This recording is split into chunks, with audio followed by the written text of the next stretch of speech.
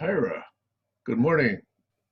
Hi, Let me get my I'm resituated here. gonna make it so you don't.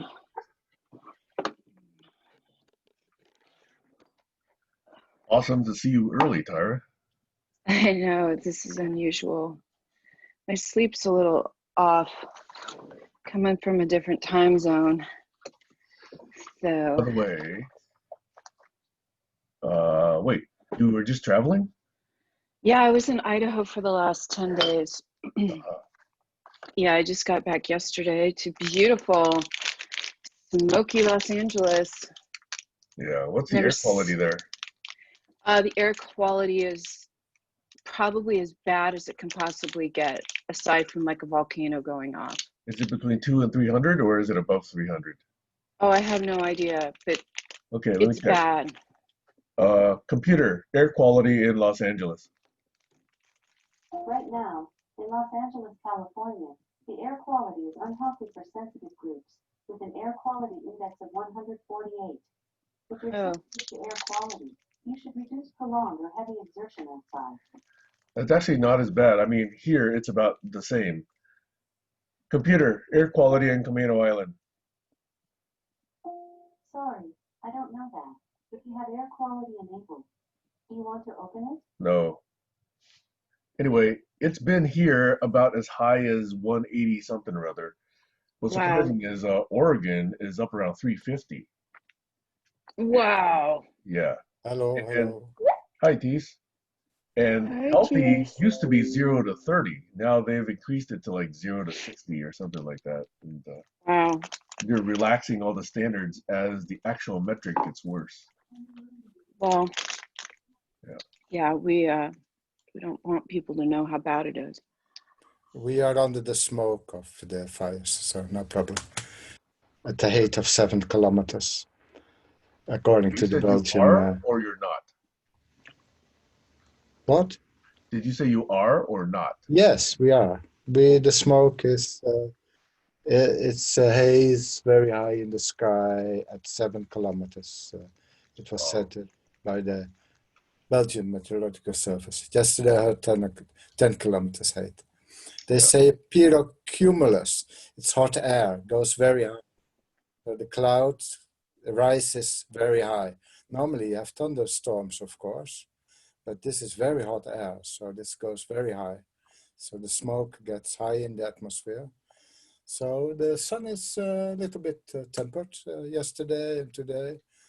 And the Jean-Paul Close made a picture, so I expect, because but it was earlier. So Mhm. it's not that yesterday we had a smoke, but maybe it was a day earlier also, because Jean-Paul Close made a beautiful sunset picture because of the nice colors in the sky.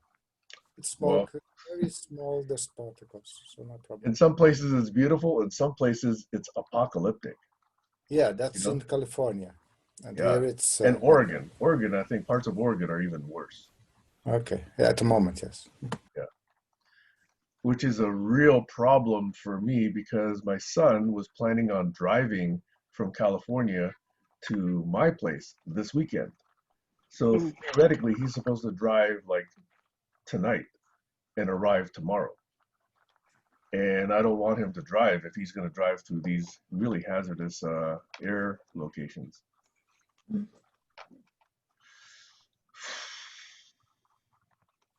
What I'm concerned about is 10% of Oregon has already been advised to evacuate. So we got Wow. 10% of an entire state is trying to Wow. go someplace else. So I think the roads are going to be jam packed. And if he gets Yeah. stuck someplace and can't move, and it gets worse and worse and worse and worse, that I don't like.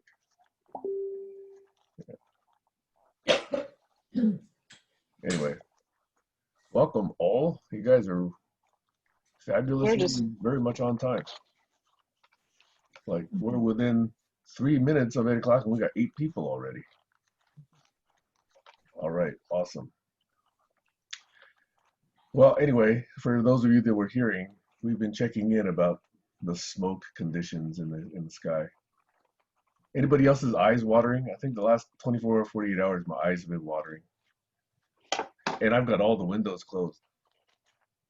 Well, my house smells really smoky and all the windows are closed, and I'm firing up air purifiers.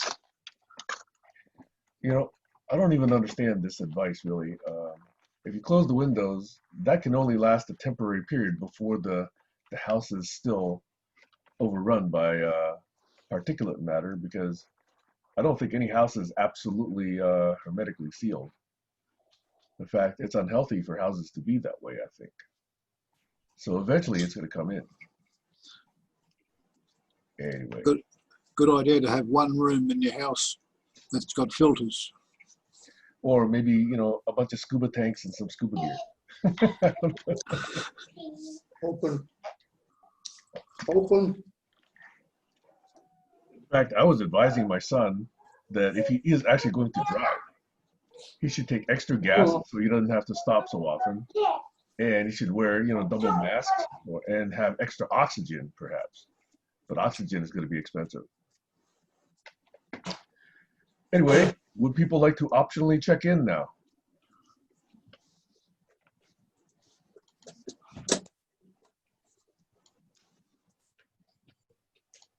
I'll take that as a no. Okay, second question. Does anyone have any topics they'd like to bring, or are you going to be victims of my ideas?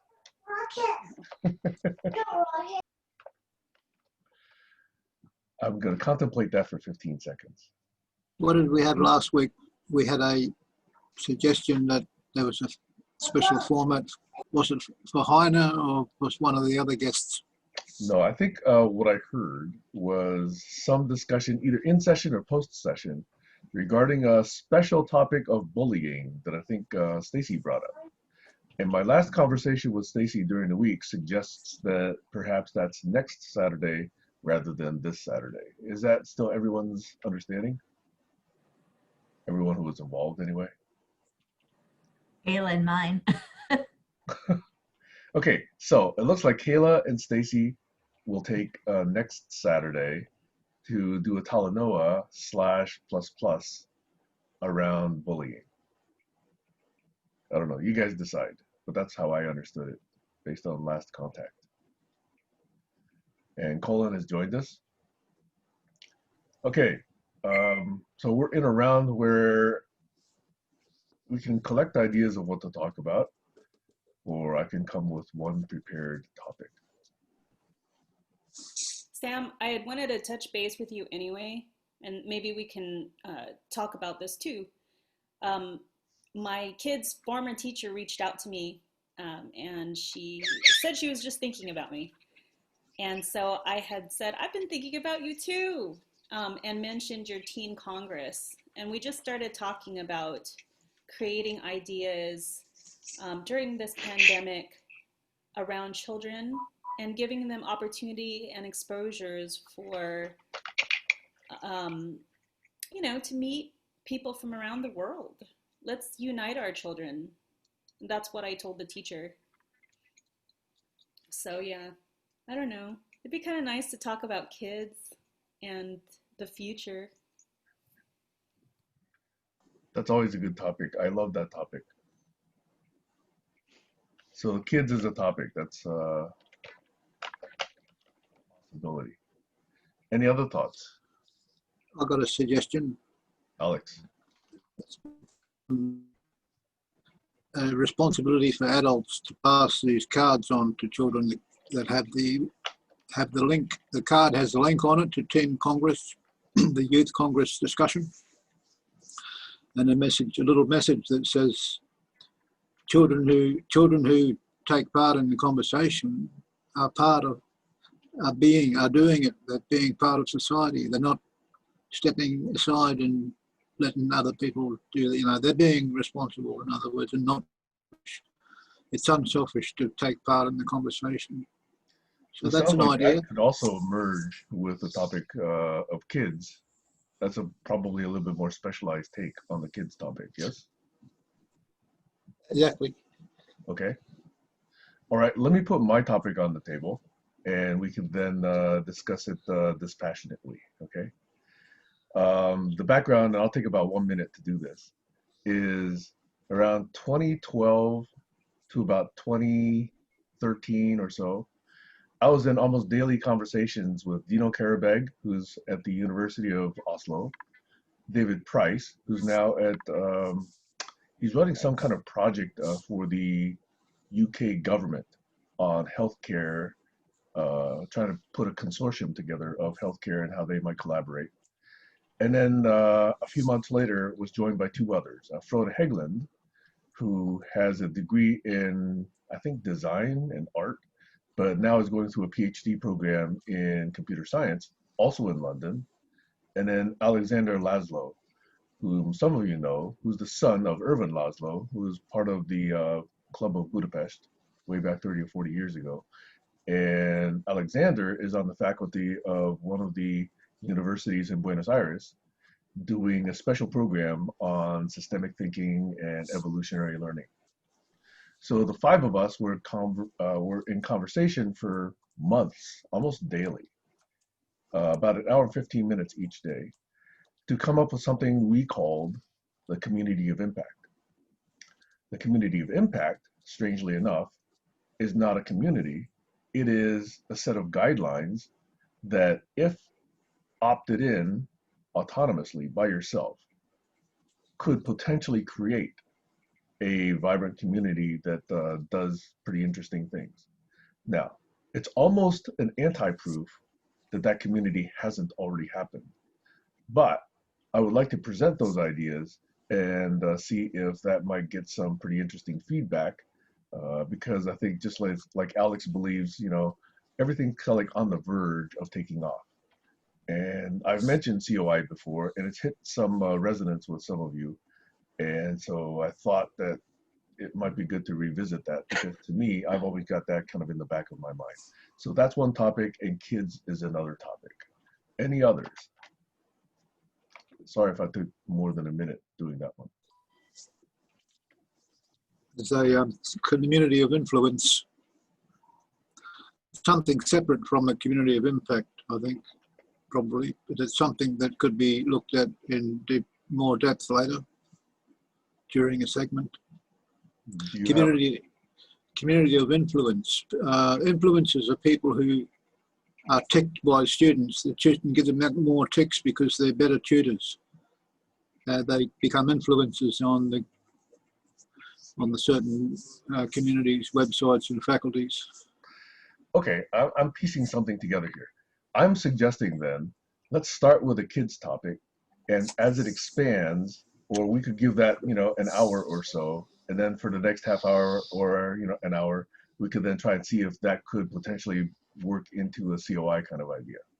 Will that be an interesting conversation arc for today? If it's all right with Jazz, it's all right with me. Okay, let's do it. Who'd like to lay the foundation for the conversation on kids? Let's see, I think it was Kayla who brought that up, right? Kayla, would you like to do so? I just had a thought of that stemmed from your teen Congress idea. I really want the kids to be exposed to other cultures while we can. If I could force my kids to join us, then they could see Tees is in the Netherlands, Alex is in New Zealand, But I think it would be more interesting if they started with their peers. So like I said, I've been reaching out to the teachers, and one of them is game for that. She's very interested in the Teen Congress. But I was thinking of opening up kind of a Zoom session, and I don't want to sound creepy. You know how it is with kids? You have to be very careful and safe. But just for something simple, 30 minutes of kids from around the world. They don't have to speak any one language except their own, and it can stem from something like that. Introduce themselves once in their language. Maybe their homework is having to just say in their language or translate it for all of the other kids. just really small, simple, once a week. Just getting to know the rest of the world and other cultures. Because my whole thought is, much more accepting would we be of each other, and much more in tune for better ideas. And last week, Josh mentioned something about dissonance and how the algorithms have proven that we as a people are more apt to talk about being divisive and not to creativity. I think some of you were on here, but it was actually really cool. And then I thought, yeah, it would be really nice to focus and shift kind of how we view the world. It's important to address problems, but is just as important to create solutions and or just to simply create. I mean, isn't that the beauty of human beings, is the journey of creation? So anyhow, I'm rambling. Go ahead, Sam. No, it's great. Stacy had her hand up first, so I just put Stacy and then me. This kind of touches on something I've been thinking about, and I'm wondering if we could possibly connect kids to some of the children in Michael Josefowicz's Printernet project in Africa. Can you put a link on there, Stacy? I'd love to see that. I don't know how to put a link, but when I get off the call, I can try to send you the stuff. I'll look in Google too. Actually, I'll do that later on. I'm one of possibly a dozen or more people who give Michael a little, very, very small contribution monthly Me too. to sustain that. Yeah, I know Stacy is as well. So he's got a little, is it a Patreon that he's got set up to do that? Yeah, anyway. So his whole point is that there are many villages in Africa who don't have internet. So they get information about the world via print.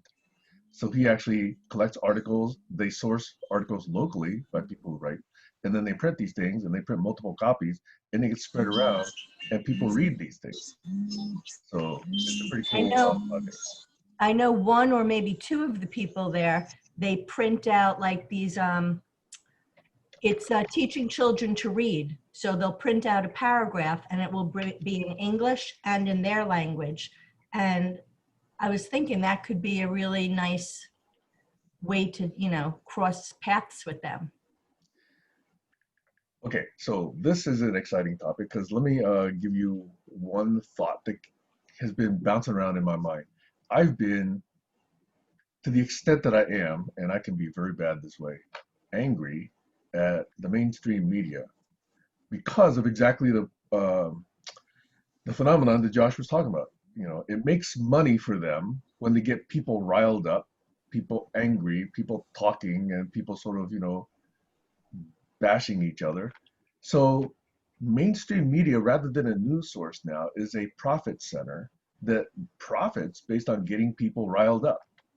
What I was thinking about, can we create an anti-media that riles people down, that gets people to be calm, that gets people to connect, that gets people to actually, find their commonality, as you were saying, both of you. So in an anti-media sense, they're not going to do it, but you, exactly, are the kind of people who could actually set this up. So I love this idea because, it takes the control away from the media about who we really are and what we really want from each other. So I'm calling this the anti-media, or that's one possible label for it. So I like the way it kind of strikes out against what's taken as, par for the course in how we learn things about the world. It's funny. I was thinking about that yesterday too. I was thinking sort of just like a turn down the volume, not change, just dial it down a bit. Yeah. So, Kayla, have you thought about how you would start this? No. When I Okay. start something, I just start it. All right, cool. Tyra has an idea. Yay! Okay, so I'm kind of thinking like a hybrid of pen pals is kind of what I'm hearing. Um, there are plenty of schools that you can contact around the world and say, hey, we want to do some pen pals. I know Africa has been a great spot for this. If a school reaches out in America to a school in Africa, then, you know, the students can send letters back and forth. Students can gather goods to send to, you know, packages of pencils. So what would that look like now? If I were to take action on that today, I have a few people in Africa that I talk to frequently on Facebook, and I could ask them, do you have any young children in your house? Jazz has little sproutlets running around his house all the time. And it just takes 2 kids. You know, I've got a little 6-year-old next door that would totally be into that. So maybe everybody can find, I don't know, that's what I would do. I could do that today. I could experiment. My 16-year-old would rather like scratch his own face off than sit down with his mother and connect with kids around the world. That would just, you know, so I think you got to get them little when they're still excited. Kayla, your kids might be a little too old unless you bribe them with some food or something, or, you know, an extra hour of video gaming. But yeah, I think you just reach out to one person who's got a child. I'm complete. Anyone else before I go? Here's one thing that I found. I found that when I was looking for volunteers, kids volunteers to get involved in Teen Congress, I found they actually already are networked, but they're not on the networks that we're on. None of them are on Facebook. They all think Facebook is for old people. You know, just like we used to think MySpace was for, that previous generation as well.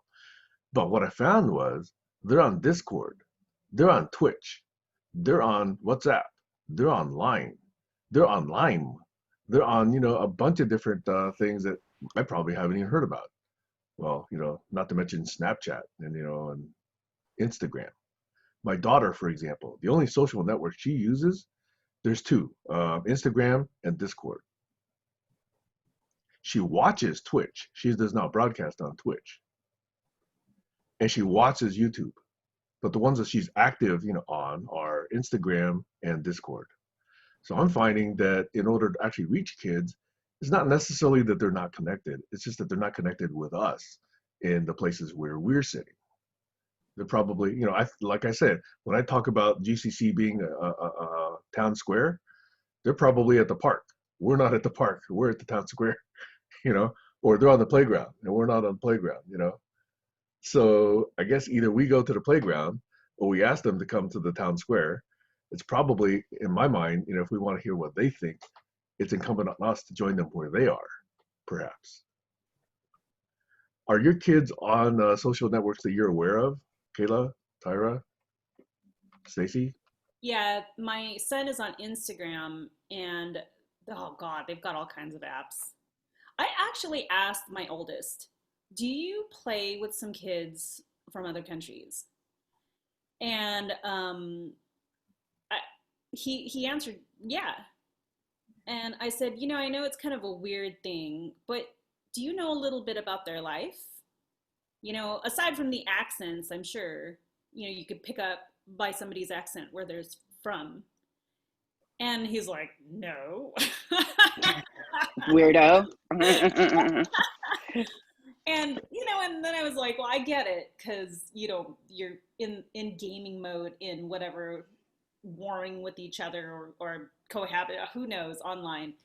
But I said, wouldn't it be cool to know where they're from, what they eat, what their life is like, what their parents. And I just remember the way he reacted was kind of like, wow, that's so weird, but okay. I have no idea what my kid is on, and he doesn't want me to know. Like the last thing he wants is me like snooping around his deal. They're definitely like Facebook is for dinosaurs. Um, maybe Snapchat, but I know a lot of them Zoom now, and he does game with people all over the world, and he has since he was a little boy, really little. And he still has those relationships with, they've kind of grown up together, even though they've never met, and they probably never ask anything beyond, who's your avatar today? You know, I don't know. Tara, one more time, just for my benefit. How old? He's I forget. 16, almost 17. He's a junior in high school. Anyone Yeah. else? Stacy? Yeah. Okay, so I wanted to give you two thoughts that just came to mind. One, my daughter just turned 17, so she's like 17 in like 1 or 2 months, plus 1 or 2 months. And when I watch how she interacts with her friends, she actually has a pretty close group of about 3 or 4 friends here in Stanwood, and then about a half a dozen really close friends still in California. And they interact almost exactly identically, except that occasionally the Stanwood friends actually come over here. But other than that, they're like most of the time they're both online. So it's almost like it's exactly the same, except that occasionally they can have pizzas and whatever here. Okay, so anyway, and with that as a background, I ask her, so this person, I talk about a friend, what do you know about her or him or their family? And the response and the attitude is almost like it's none of my business. They don't need to know that. They just need to know what are they doing today, and what are they gonna like watch on TV, or what game are they gonna play, or what art are they gonna draw, or what dinner are they like cooking, or when are they going to the mall. Okay, that's the stuff that they like to talk about. But they don't seem to care much about each other's families, parents. None of them know what the other's parents do. Okay, none of them. Okay, even some of the kids don't know what their parents do.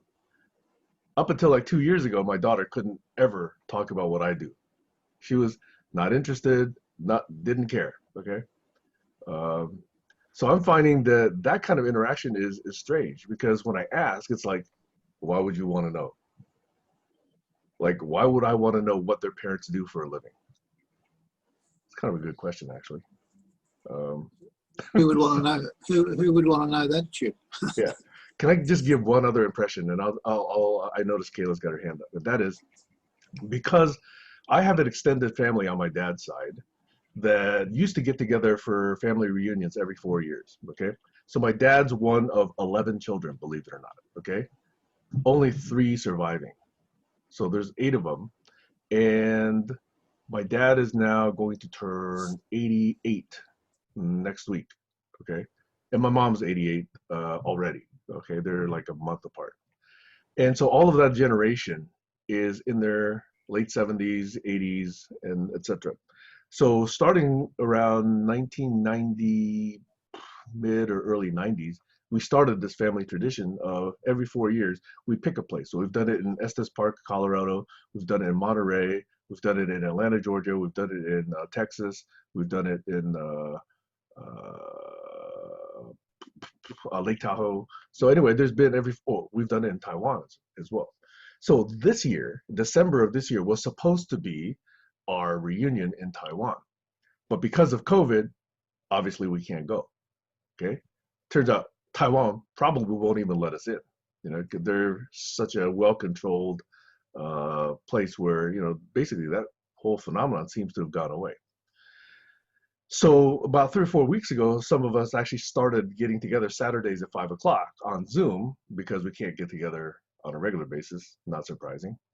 And we're actually trying to get these stories from the older generation recorded, I am anyway, for the younger generations. Like, what was a popular treat, when my parents were going to school as elementary school kids. And though it's been difficult, we're getting more and more participation from the younger generation. So this intergenerational thing is beginning to happen. And I'm not sure whether other families are doing this. I suspect other families are doing this. last Saturday, I think we had like 24 or 25 people on this call. It's been slightly growing, I think, with every Saturday. So I think this whole getting kids involved, well, there is definitely an age under which the kids don't appear on their own. They're probably, peeking in from the side, just like, Jess Winder's kids are, and then popping off and, going to other places. Or they're like high school age or at least college age and beyond. Even my daughter only attended once, but the college kids seem to be coming more frequently. So it's about that age that they start appreciating family and family connection. And younger than that, it's like it doesn't matter. But before college age, my kids never cared who the cousins were, who my uncles were, who their uncles were. They didn't really care.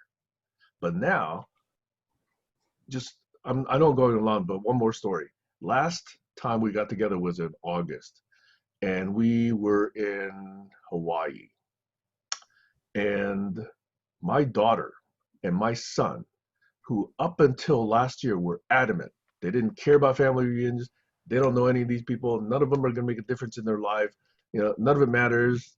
They share nothing with them. All of a sudden, they got really interested in family history. They wanted to know that my grandfather actually had like a role as a mayor in a town in South Taiwan, that he actually built his hospital in Taiwan twice, because after he built it the first time, the U.S. Air Force bombed it, and we lost my oldest aunt that way. She was killed in the U.S. bombing. And so now this stuff is beginning to interest my kids. And so I think there's an age at which this interest begins to take shape. Sorry about rambling on. I'll let Kayla go from here. Thanks. Actually, I saw Alex's hand up before I put my hand up. So go for it, Alex. I didn't have much, just that the kids are getting interested in finding out why this happening, why things are happening the way they are happening, and they can get that information from the older people if they know where to look.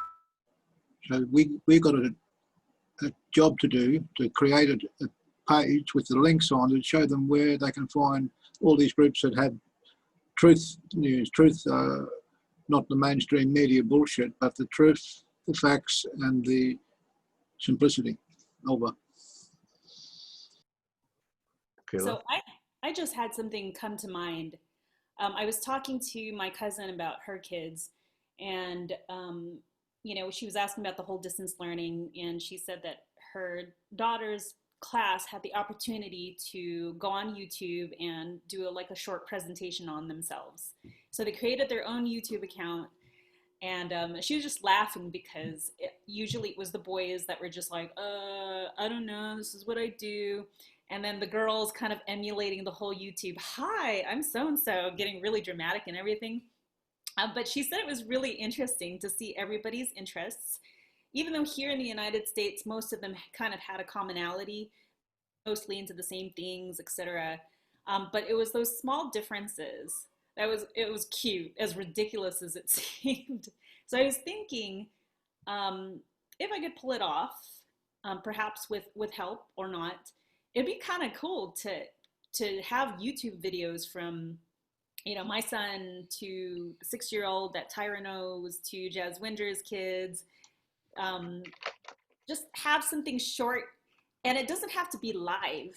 It could be just kind of a YouTube, very short, very simple introduction that we can even put on the GCC.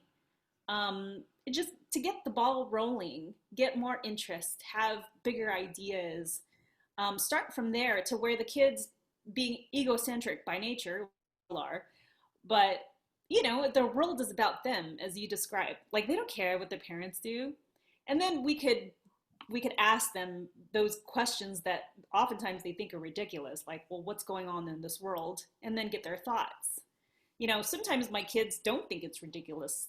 One of them was on TikTok, and he saw, I don't know, this compilation of the 9/11 bombings, and then he made his own TikTok saying, I'm really sorry about what happened on 9/11. And it was really sweet to see that. Very, very sweet. So anyways, I'm rambling, but if anyone has anything else to say. Some of you have been very silent. I was going to suggest we use some of the gems about presentation and content to make some tutorials with young people. A short masterclass tutorial, about 35, 45 seconds, just saying that your content's more important than your message, or your message is important as the content it contains. When you're talking to a camera, when you're live on Zoom, when you're in a group, in a team, when you're working as part of a network, Congress, whatever you're doing, where you're doing it's important too. The content, the presentation, and the media, and the message. Because 80% of people all want the same thing. I think, democracy is 51%. So when you've got 80%, you've got a steamroller. It's hard to stop, but you need someone to put it together and join the dots. That's all. Over. I just had a quick thought because I see Colin now. Colin, what do you think about mapping children their thoughts? I would actually find that interesting with your maps. Herding cats. Yeah, I think a map is a mind appropriate for that situation where you're exploring. In fact, my questions are very, very related to if I wanted to start a map, for example. I have no idea what the topic is other than replicating government meme, which I think is wrong right off the bat. And then with Tara wanting to bribe kids to listen to what we think is better, I don't think that's going to work. But I do think building a community between the kids where they feel they have, I hate to say it, identity. Kids do matter. Kids matter, right? But kids are young. Kids aren't legally responsible. Kids aren't fully experienced, some more than others, granted. I think, Joel himself said he's not here today, but shout out to Joel. He really had a heartfelt share about what it is to have a hard childhood and then get burned by people that you thought you could trust. So, I think as far as a map, it's really a good idea to use it to explore a bit of the unknowns, sense making, right? The problem with a map is it has to be jointly experienced. So it has to be woven into the conversation. I have lots of experience making maps, and I bet you not many people know how to navigate them. But if they would have helped me weed the gardens along the way, they'd know exactly how to walk, maybe even in the dark. So, the last thing I wanted to say was about, go ahead. I see Sam. Sure.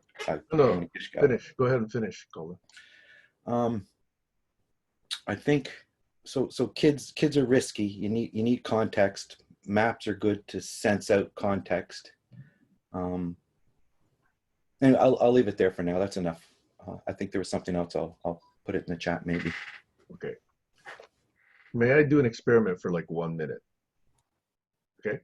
Because this whole idea of maps and what people are interested in is actually one of the 4 ideas I was prepared to talk about in GCC 2 weeks ago. And I decided not to do it this week, but I think it's relevant to this idea that Kayla and Colin just talked about. So I'm going to share my screen, if you're okay with that, for about 1 minute and just get you a sense of what I was thinking we might do as a fun exercise. I'm not going to call it a game, but I think it's an exercise.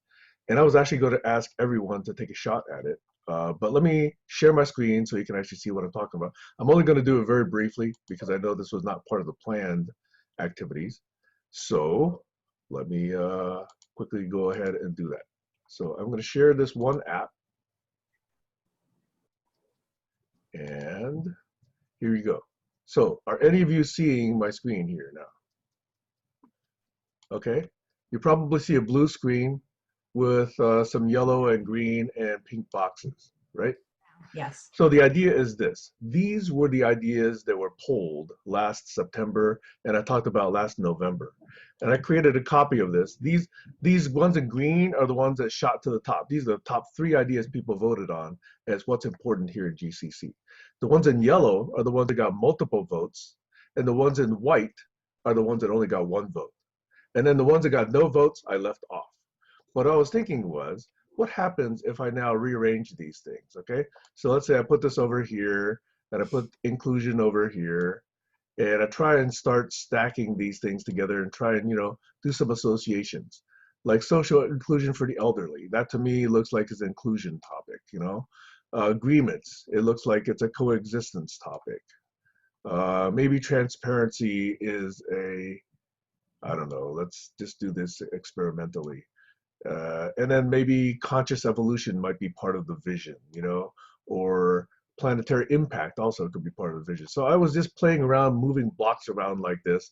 And I was thinking, if everyone had a chance to do this on their own, to sort of do the stacking, rearranging, association, you could even, draw lines from one to another. Like, for example, I can draw one line from here to there. I don't know if it's too thin for you to see, but there's a line there, okay?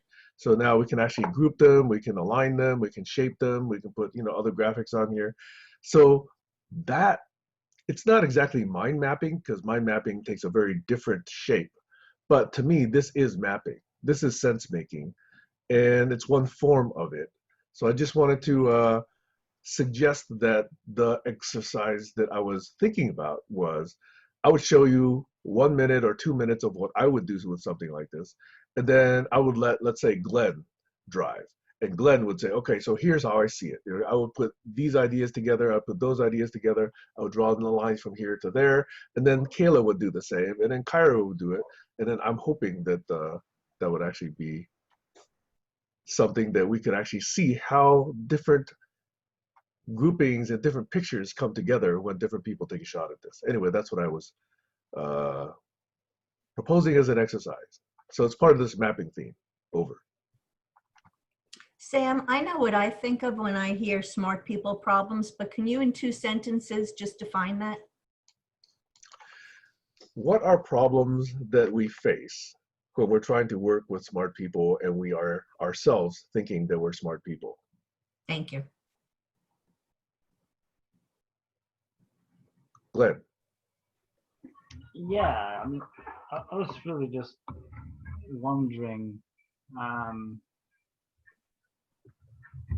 on that map, co-visioning and coexistence came up pretty high.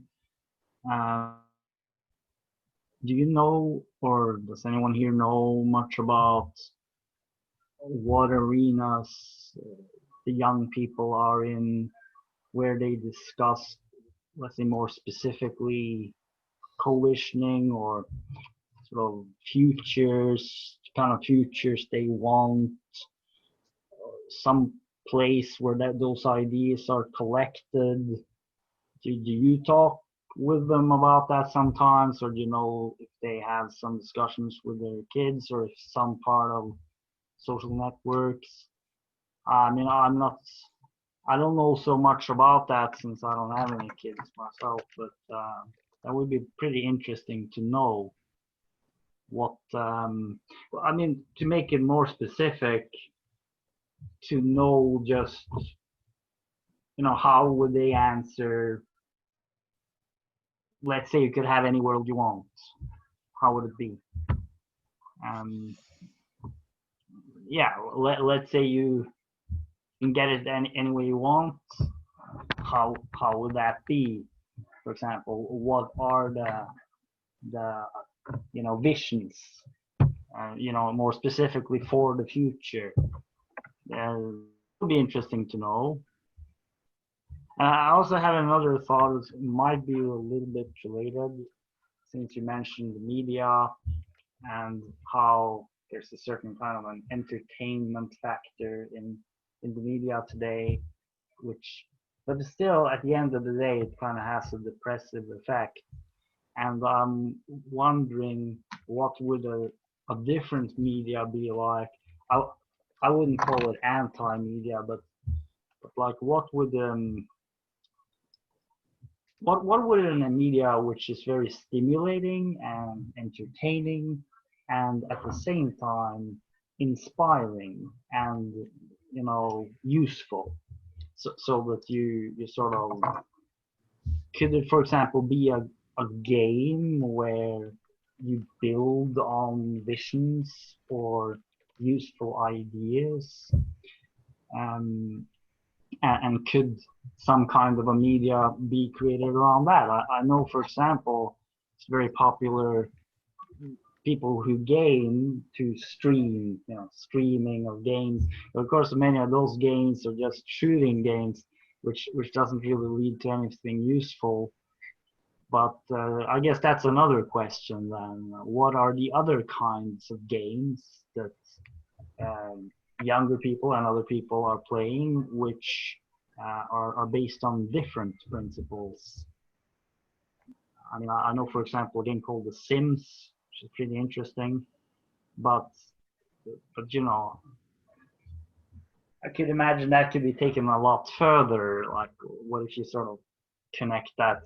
Sam has this idea, global sim, like what would be a simulation of a harmonious civilization, for example.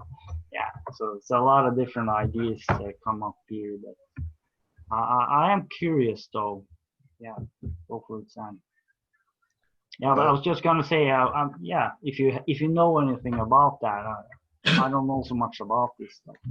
Okay, well, they do Tired Than Me. Tease, maybe you had a hand up also. Okay, so Tired Than Me. What's the comment that Alex just put in? Kill the other guy and pick up all the stuff he drops. Games. Can we? They're popular. They're the most popular games young people coming into. Hear Oh, from okay, right. For shooter games. I get it. They don't need a gun. They don't need a gun. They can kill the other person with a car. Can we hear from Tyra? You're You're up. muted, Tyra. So Glenn, in response to yours, I know my son and I also have a 23-year-old son, and both of my boys, I put them in very small private schools that were community service based. So rather than academically based, pushing them towards, Ivy League college, it was very much community service.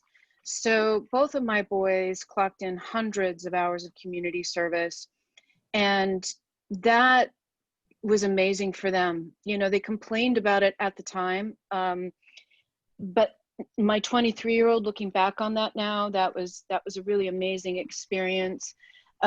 These schools also would send the children to impoverished countries and set them up in villages to be of service to the people in the villages.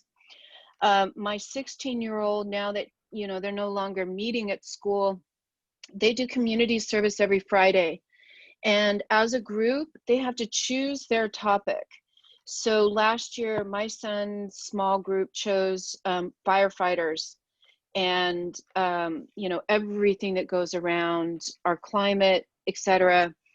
So that's what my kids' schools are doing, and that's what's important to me as a mother. I tell my kids, I'm not worried about their grades. I'm worried about them being teachable. And that's what's important to me, is that they're curious, they're teachable, and that they are somehow connected with the communities at large, which gets them.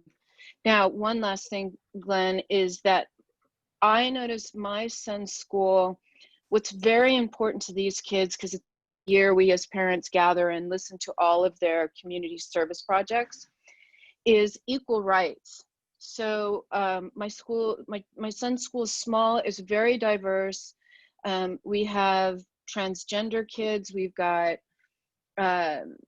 gay kids, every kind of conglomerate you can think of. And these children are very protective of each other. They're very protective of their identities and who they want to be. And that is totally different than when I was a kid. I mean, if anybody was gay or even had gay tendencies, you didn't tell anybody about that. And not now. So that's what's important to my son's peer group, is equality within themselves and the freedom to express themselves in that way, which I think is pretty incredible. And the other thing I've noticed about these kids is they're incredibly hopeful. Like, I'm not hopeful at all. To really check myself and the language I use to describe the world today. My oldest son and his girlfriend, they're optimistic. They're not sitting around boo-hooing about the planet. They're, you know, they've got just a different mindset. I'm complete. So I'll do something really brief, and then Stacy. Okay. I was about to offer my impression of my daughter and her friends, which is a bit different than what I just heard. And so what I just heard from Tyra makes me optimistic. What I'm hearing from my daughter and their friends are, one of them is actually extremely well informed about politics, the world, Bernie, Biden, Trump, etc. I mean, he's almost as well informed as I am, and I'm not extremely well informed, but you know, I try to keep up. And so he and I can actually have very long conversations about what's really going on. But when I presented him the option, actually, sorry, I presented them with the option of participating in Teen Congress. Initially, the response was yes. But then it looked like too much of a commitment. So I didn't know how to bridge that gap initially, because I wanted them to help build this thing. I didn't want to build it and then tell them what it was. I wanted them to tell me, okay, how should this thing work? But to them, that seemed like it took too much time away from what they already want to do. And they were dubious about the potential impact of it. The other thing is this difference in attitude about whether or not they could actually make a difference. I'm really glad to hear that your 23-year-old feels very optimistic. My 17-year-old doesn't feel that way right now. In fact, too often I hear her joking, you know, kill me now. It's, you know, I've lived too long, or, you know, stuff like that. And especially now that we look outside and the sky's gray, and even before that, we had all this hateful politics. That's the kind of stuff that gets to my 17-year-old and their friends. Now, what they do online, though, is they watch each other draw. They're almost all artists, and they almost all watch other artists, and they can watch for 8 to 10 hours straight, and they'll have conversations. They're actually chatting with each other as they watch these very famous artists draw. And there's drawing challenges that I learned was a big deal. Like, you know, this month the theme is everything is orange, okay? Or, you know, thing, draw yourself as an anime character in this particular universe, okay? So that would be a challenge. So they actually watch people do this for 8 to 10 hours at a time, and they're conversing with each other in real time as they watch these people. That's how they're socializing. I don't know where I'm going with this, but I'm just saying that's my observation of my 17-year-old, and it's a bit different than what I heard from Tyra. And so I'm hopeful that there are more people like Tyra's kids. I mean, I love my kids, but I want to instill in them more sense of optimism, and I don't think it's nearly as strong yet as with Tyra's kids. Well, you kind of connected all the dots between everything I wanted to say. What I found that was really interesting and important of what Tyra started out by saying is that they complained in the beginning. They didn't want to do it in the beginning. And Glenn had mentioned the negative media, and I was thinking that it's important to understand why we're drawn to that. Instead of just saying we want to create something different, first we have to understand why it works, so we could take those elements of why it works when we're creating something different. And then I wanted to move on to this whole idea of a game, because like you're saying, your daughter, they're watching these people draw. There is all those elements that I think are important, including the challenge and the competition. So when you guys were first talking, you know, and again, the diversity of the school that Tyra's kids go to means a lot as well.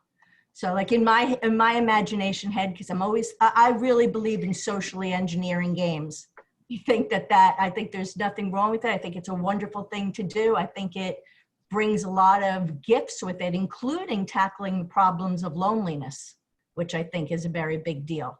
So if we had a contest and went to those groups, and this is a contest, and let's say you needed to have a team of 6 and you needed to have all these diverse features on your team, and then you had a problem to solve, you know, that kind of a thing, something very simple. And just to go back one more thing, the reason that I had mentioned Printernet and it could be any other project, but I think that for us, especially since we know so many people doing projects, if we can hook into somebody else's project, no matter who that somebody else is, we're already bringing another network. We're already strengthening our networks. I think we need to keep looking at how we can keep tying things together. And that includes what was said earlier about the YouTube videos. What Kayla's describing is actually what many of us have wanted to do with profiles. It's the same thing on different levels. And if we could combine them, we would need a lot less manpower, woman power, people power to get it done. And people would be more drawn to do it because there'd be something in it for them. Colin, I'm complete. See here. I'm doing a double recording today. I'm actually producing the show in OBS. It's kind of neat, practicing. So this brings me to a line with what Stacy's advancing, the thought of putting yourself in a mind space of what it is your context is that you're here to do. So if you don't know what you're here to do, then she says make a game around it and give you options. That's a format that you would give children in a classroom, sort of thing. Like, you know, today, why don't we try an experiment and do it this way or that way? And Sam brings up his map and says, we're going to put all these things in a category that makes sense to you. So there's structure to it. I find here that's a level 1 structure where it's advanced. Mind map, when you start one, is at a level 0. It's like an empty canvas for an artist. And it can go anywhere. So as you develop context, you might want to branch out into a level 1 context. So I think Sam's map that he showed us was a level 1 context, which was more defined, and you could build a structure around it and maybe even make a game for kids. I think the game for us is to be, let me back up to the level of the GCC as you relate it to the GCC and games. I think Tyra asked for some maps, and I sent her a couple of PDFs so that she could view them and get an example of kind of what I was doing. And they're under GCC generator. I guess it doesn't say this is Colin's map. It says GCC collaboration generator. Anyway, the point that I'm trying to get to with these different level maps is that it's really the responsibility of the individual and what their interest is. So if a teen has an interest in politics, they'll be able to talk with Sam about it. If they don't, I don't know how much ice cream you can bribe them to listen to politics. Probably no amount would work. So I think that it comes down to following what the interest is of the person. And in the GCC context, that is, if I'm willing to say this right now to everybody, am I willing to actually put more time into this message if it's so important? Am I willing to do my maps and do a little demo? Sam wants to explain what the COI is. You know, I would suggest Sam do a 5-minute on what the COI is in a video format or an audio podcast. I think we could all do that. I think we've talked about it before. Small, medium, large, a 1-minute message, a 3-minute message, and a 5-minute message, right? So a child could be challenged, you know, what is the important context for you today? Or what is it, you know, give them that second level map, and then they can really build, and then the adult can come in and build the format and structure, whether it needs Congress, you know, maybe the dream of the Congress is if you get enough of these kids who've got some brilliant ideas and can commit to a agreement, as Sam says in the COI, so that he's willing to participate with them. So there's all kinds of agreements that have to be made. And I think it comes from the inside desire to bring it outside, and focusing on what your message is, I think, is the most responsible thing we can do. And if we're willing to bring it here, we should be probably willing to bring more of it in maybe a more produced way. And I think the best thing is what Stacy said, a profile. You know, you profile yourself. And I like to think of it more like a portfolio within a context, because bullying is not a topic, right? Bullying is something that happens while other topics are happening, right? So bullying can happen. Bullying is not, bullying is more of a color than Yes, it is. Well, you may think, I don't know, but I think in pro, it's kind of like you can do a specific function and write a class around it. But if you wanted to do logging, you might want to make it so logging can be available across all modules. And I'm saying bullying is something that cuts across everything. Lies Those cut are the across. type of humor, Colin. Yeah, no, I get it, Sam. And I'll be quiet. But yeah, it's basically, do we have the responsibility to follow up on our words? And that doesn't mean we can't have, you know, nice community meetings where we just talk freely, because I get accused of that. So I just want to put this on the end. It's just, as long as we know what we're going to do before we do it, and if we have a serious message like Teen Congress, I think to zoom in on what that child or that group, like Sam is saying, that they have certain issues. So focus in on the issues and build the game around the issue.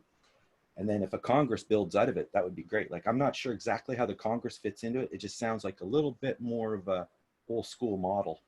But I do appreciate the idea of a Congress being able to culminate and coexist and find the best that we can of all the ideas.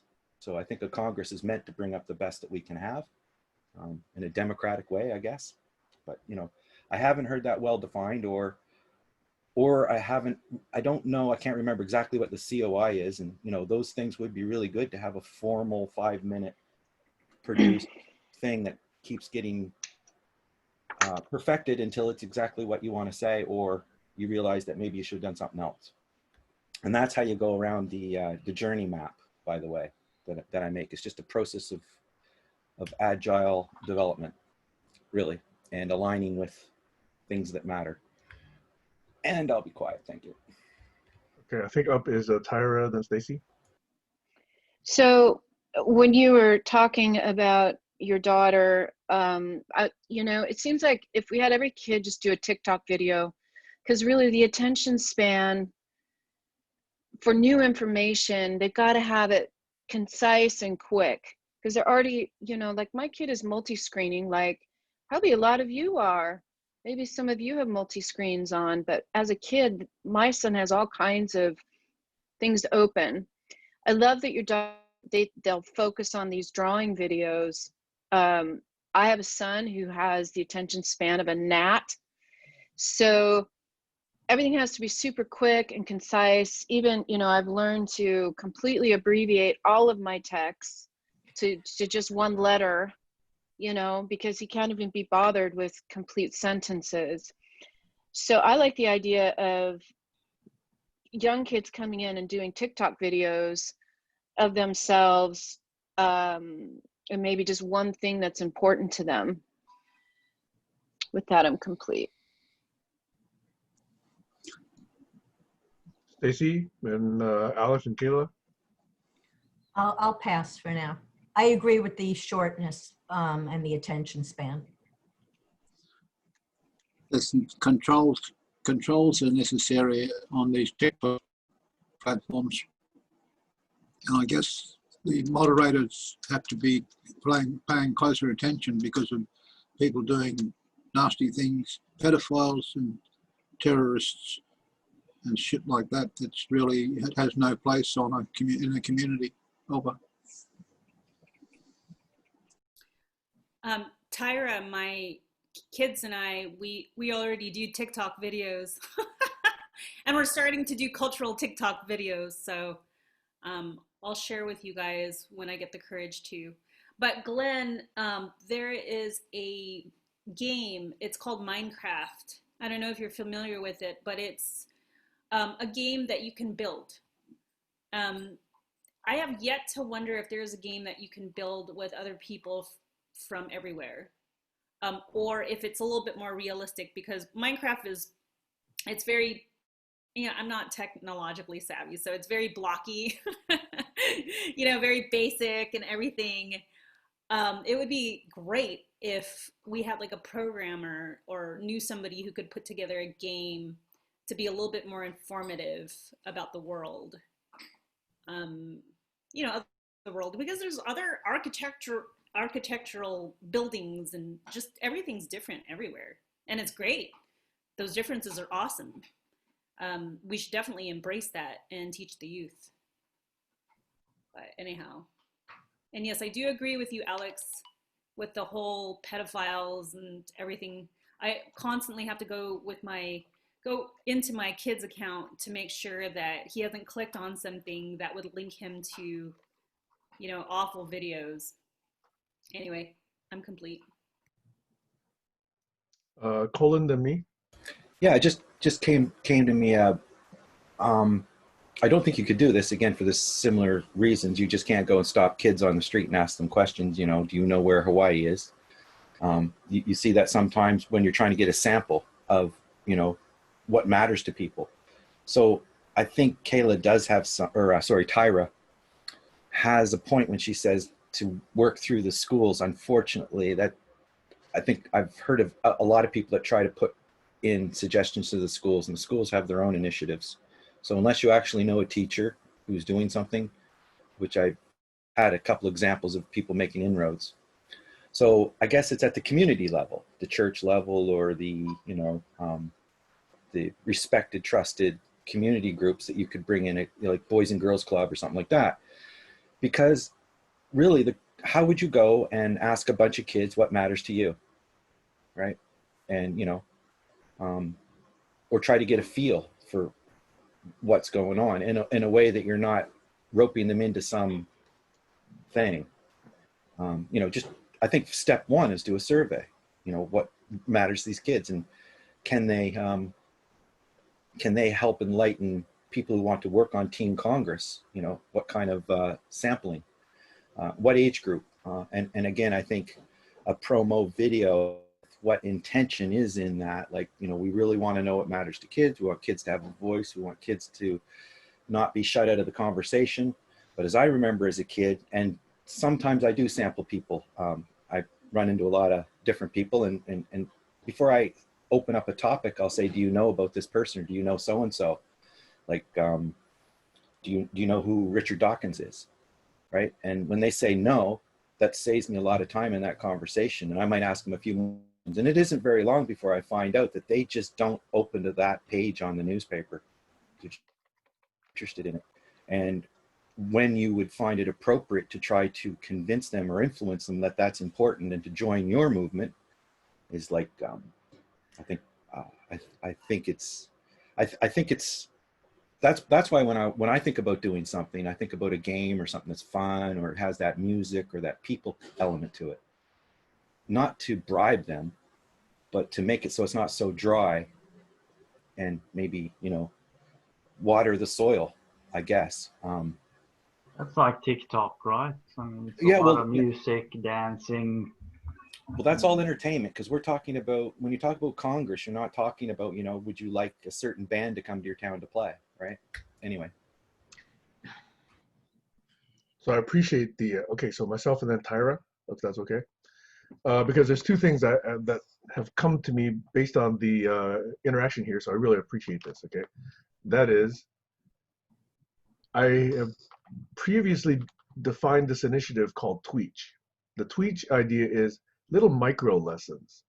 Like, I never learned 98% of what I know, I never learned in schools, right? I picked it up just living life. Like, that I'm supposed to, early on in life, I was taught to walk closer to the street, and my friend ought to be closer to the building. That was a sign of politeness. Another thing I learned was I use this example too often probably. How to wipe my butt, okay? I didn't learn that in school. I learned that someplace else, okay? Another thing is, how do I do my taxes? Arguably, I haven't even learned that one yet, okay? Another one is, how do I control my anger? I haven't learned that one yet either, okay? So I was coming up with a set of conventions, hashtag conventions, for these little micro lessons, so I could actually do something like hashtag learned at 1, hashtag learned at 2, hashtag learned by divorce, hashtag learned by losing my job, whatever it is, that we can actually use to teach each other.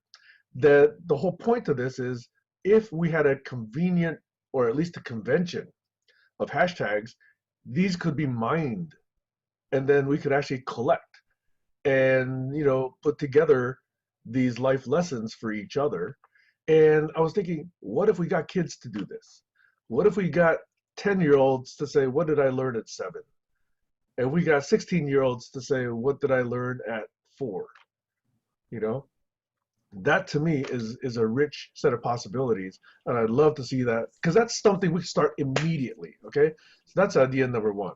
Idea number 2 is above and beyond the kid world, and I'm kind of expanding into this notion of leaning in and how do we disagree well. I was thinking, what if we did something like what Michael Josefowitz is, ask for micro contributions. But these micro contributions are to say, if you have this position and if you have this counter position, okay, our fund here, which we've microfinanced through donations, will get each of you $7 or $5 or whatever if you agree to meet at a coffee and have coffee for 30 minutes and have a conversation. Could we do that also with kids? I've been for weeks now posting on Facebook saying, if there's really a Trump supporter who would like to engage me in a conversation and convince me why I should support Trump, I'm open. I'm ready to do so in a calm, controlled way. I haven't gotten anybody to take me up on this yet.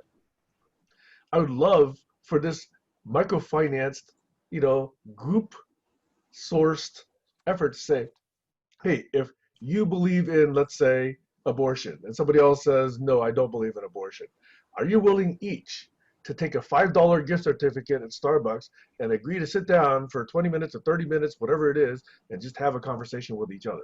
The only condition is don't get violent, don't get angry, or something like that. Okay, we have to put those guidelines on there. No fisticuffs, and it's got to be in some public area. Okay, it's got to be safe.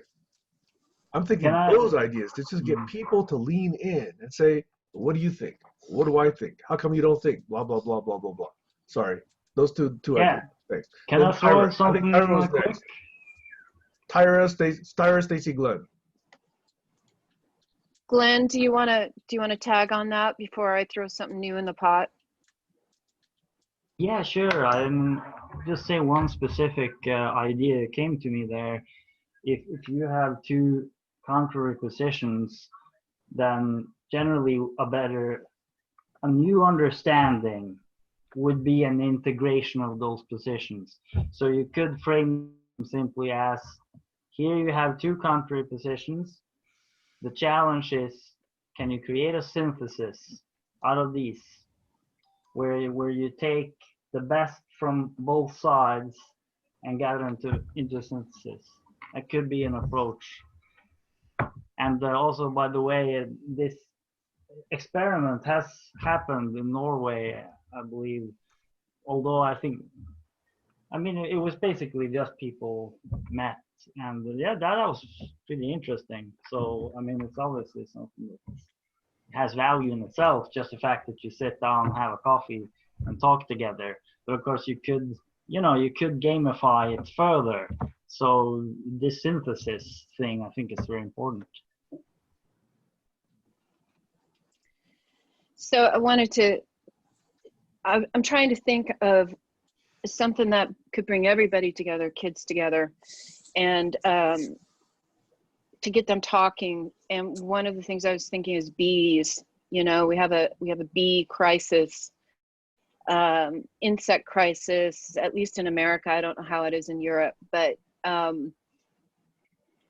bee stations. They've got a new program, and some of you probably heard about them, bee stations. And you order the bee station, you set it up in your yard, and it's actually has something installed in it so that it can communicate information to other bee stations. But you know, I was just thinking, this little girl next door, what if I were to get a bee station for her, and she could be in charge of her bee station and what comes out of that, and then have her do short little videos on the activities of the bees and where we are. So I'm kind of trying to think of something that would bring kids together in a common goal, that, and then get them talking around that. And I think I'm going to buy this kid a bee station and just see what she does with it. You know, she's 6 and she loves bees. I love bees. So anyhow, that's kind of what I'm thinking. I'm complete.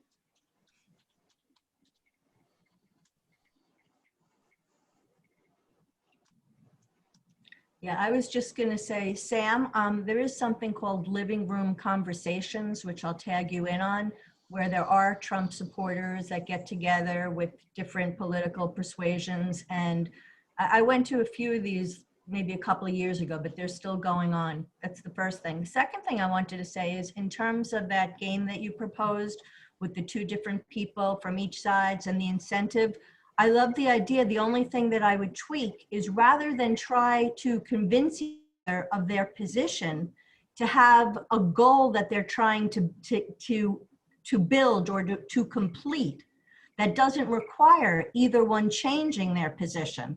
So coming up to the best solution for a problem, whatever that task is. And that can be also gamified by having many teams doing the same thing. Teams of people with different ideas, but they have to come up with the best solution to a given problem. I can see variation on this already. Sorry to jump in. Did anybody else have their hand up in line? Looks like I did. Okay, Alex, and then Kayla. There's a technique, yogis use a technique to induce calm when they're stressed out. It's a trigger word they use when they're meditating. Bring yourself into the meditative state, and when you're in there, you use that word a few times. You hum it, or just think it in your thoughts. It centers you in that moment.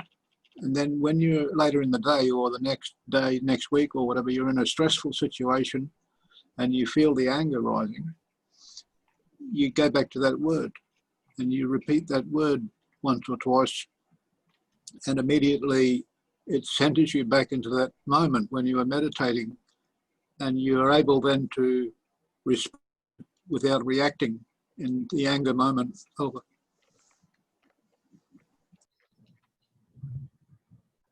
Anyone else? Thanks, Alex. With their hand up. Okay. While Stacy was talking, I had a variation on this proposal, which was not that each side needs to convince each other, but that this agrees to listen to the other. I think if we just get 2 people to listen to each other, 15 minutes each, that's already a huge step in the right direction, regardless of any other constraints. Obviously, you know, sufficient constraints to make it safe, but, you know, no other requirements on the outcome. The twist on that I was wondering was, would it be fun also for an observer to come and watch the conversation or listen to the conversation? Speaker 1, speaker 2, listener, and listener just, you know, has another $5 cup of coffee, but they just agree to observe and listen. Yeah, Stacy. I think a better twist on it would be to have them have to argue the other person's point. I want to make it simple. Maybe that's a later on down the line, but I want to make it simple, real simple. I don't think it's that, I know you do, but I don't think it's that simple. And I think that we've been proving it over and over. It's not that simple. To me, this is a smart people problem. Right, but how do you get people to argue the other person's position if they haven't heard the other person? You have, well, that's it. Number one, you have to give them incentive because now they're going to win something. Their competitive edge is coming out. They have to listen in order to be able to do that. Oh, and the third party person, the listener, decides who wins. No, Maybe I we don't could think all, so. maybe there could be a whole bunch of observers, and maybe they're in a glass bowl, and we get to vote. I just want to start something real simple. I think Real kids simple. respond to getting those little coins, that are nothing, but they see that they're gaining coins in the side of the screen, they get really excited about that. Look, I've won all this, and it's nothing. It's just a thing on the screen. Look how excited we get when we get likes on our posts. Oh my God, it's like crack. Yeah, there ought to be a little sound that says ding-ling, ding-ling. You just got to Yeah. like. Oh my God, my whole life.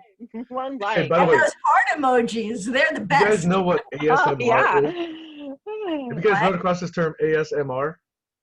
ASMR, no. Look it up. I would never have learned this unless my daughter taught me.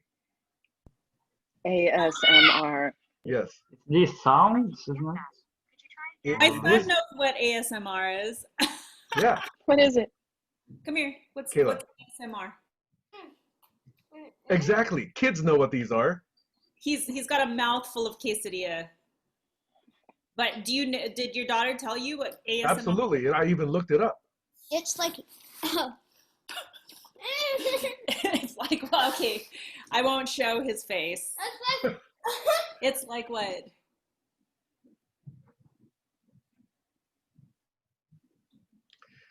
What? I'm looking at it right now, and I don't understand it at all. Yeah, other it than took me it's a multiple readings tickle. to understand what it was. I feel like satisfying and like relaxing. He said it's something to be satisfying and relaxing at the same Yes. time. And typically it's audible. Typically it's a song or some kind of it's even videos. There's people like, just cooking, or people just, taking, walks, or it's people like just, knitting or something. There's Eating. stuff that just sort of settles Eating. you It's and eating. gets you calm and get you centered. This is actually a term I learned from my daughter. It's a brain massage. I like that. Yeah. I need that. Yeah. Whispers, accents. We all love accents. And crackles. Aren't we having fun in GCC today? Aren't we just really a loving group of good people? That's it. We have wonderful warm hearts together.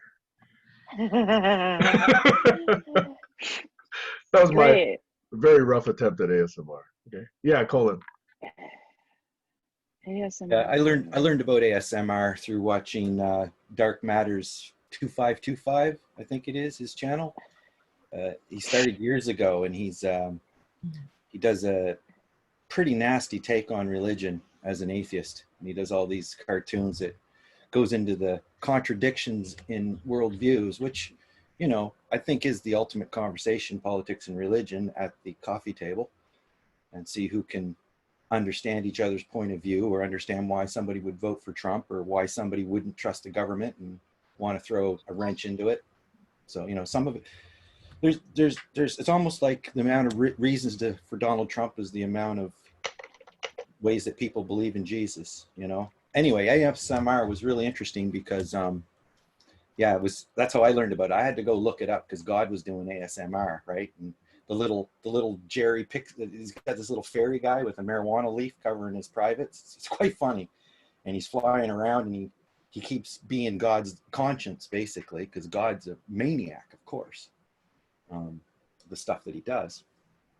So, this whole thing is about morals, right? And God gets in a catch-22, and little Jeffrey's trying to, fly and trying to keep him from killing too many humans, or, doing too much damage. And it's really funny. God spaced right out on ASMR, right? And it's like, I said, what's this ASMR? So anyway, yeah, that's how I learned about it. Back to more serious topics. What Sam's describing and what you guys are coming to is something that I've been also, as Stacy noted, a lot of commonality between what we see as ways to communicate. I think the game of discernment is exactly the closest thing yet to what Sam's trying to describe, but I have not sold it properly for him to understand that. So the question is, if me and Sam sat down at a coffee shop, would he be able to listen to me and understand what I'm trying to propose with that game and why it might be interesting to play? And what would Sam propose to me as an alternative with the COI to make it so that the game would be successful or something? So what two ways do we have of doing and moving forward, right? So I would start with the map, defining terms of what it is we're actually talking about so that we can understand each other, because that is the listening. The steel manning's the first thing. That's why I think you have to break things up into sections if you're going to try to understand each other. For example, hey, Joel, I would say that first section is introduction to the idea itself. So the person actually knows, you know, where you're coming from, why it might be important. Then they might give you some more time to listen to describe your worldview of it, coming from all of the things that I've absorbed in my environment growing up, because I don't have the same experience growing up as people in a different part of the world. So even if I'm talking the same term, they might have a totally different of it, and why I must be careful because not everybody blah, blah, blah. And I say, gee, I never thought about that, right? So there's all these unintended consequences that experience will bring to the table. And that's nuance. So the game of discernment goes through that nuance so that you can see. And then one branch, and a disagreement I had with Stacy, or I don't think it was really disagreement, but we needed to discuss more, is when we're going through the game of discernment and you ask a question, you know, do you believe in God, or yes or no, maybe might be the, you know, the start. And if I say no, does that mean the game's over? No. But she says, if I answer no, the game's over. There's no sense of continuing. So I think there's a nuance there that that some can be proven, and you just have to put a level of confidence there, and not saying that the majority wins, because the majority used to think that the Earth was the center of the universe, right? So they were wrong, and so are we probably wrong about things. It's pretty interesting to find out that gravity can bend. I don't know if anybody knows the implications of that. So, or a quasar could fly through and, you know, put our orbit off a little bit, and all of a sudden we're really cold, we're gone. So, you know, it's quite a magical, mystical thing to be alive and to try to come to what's important, and then to have somebody else understand what you mean, and then maybe even help you advance that. That's like, that's a lot of communication going on right there. And that's why I rely on the map, so I don't end up having to repeat myself. But in this group, I think we just, through not having micro agreements, allow serendipity to just keep growing. So I think it's too much on the serendipity side and less on, you know, like, I know Sam's doing work, but how much work is he doing here? He's doing the team Congress here, but I bet you, you know, if Alex was looking to get in part of what Sam's doing, then Alex would have to go somewhere else than right here to join in really in the meat and potato what Sam's up to, right? As far as his initiatives. So I think this is a place where we announce and try to influence people that what we're doing is important, and maybe they might want to see some more. And definitely raising your hand to object to everything everybody says is not a way to get people to want to listen to you. So I'm definitely shooting myself in the foot by objecting to things I don't agree with. And I think aligning my message to only be aligned with the things that matter to me, and that's like science versus religion, right? When people start bringing in the woo, I start to say, okay, well, can we go another way with that? Or have the woo show, I don't want to be part of it, right? Or if it's meditation, I'm interested, right? Meditation's kind of that soft middle ground. So anyway, I'll leave it there. I'm talking too long, but having the maps that I've been describing, I think, is basically a attempt at the model of a game that we're discussing. That's all I had to say with that. DC, and then I'd like to suggest an alternate. Stace? Okay. So two things. First, Colin brought up, I think, a poor example where we disagree, because that's not exactly where we disagree. Where we disagree is, I would say, first we have to determine if we're both using the same definition of God. Then, if we are, and one doesn't believe in it, and the conversation is going to be how God might work, there's no point in that having that conversation if he's not open to it. Where I really, the issue that comes up for me in terms of the maps is, Colin, when you said that if you're talking to somebody and they don't know who Stephen Hawking is, then you know that that's not the right person to have a certain conversation with. I don't buy into that, because there are people that maybe haven't been exposed to him, but are thinking in ways that would fit into the conversation you want to have, and they're not even being given a chance. So yeah, I'll stop there. Can I mention what I thought about the game and the player choosing a religion means they can't progress on that game board anymore because they're out. And that's, I mean, the person who designed the game has got a religion. So how can you do that? Yeah. An atheist is a religious person. Humanism is a religion. Anything with ISM on the end is like a religion to me.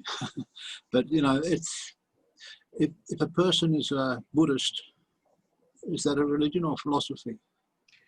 But Alex, It doesn't time out, really time matter out. in this conversation. We've gotten quite far from our original topic, which was kids.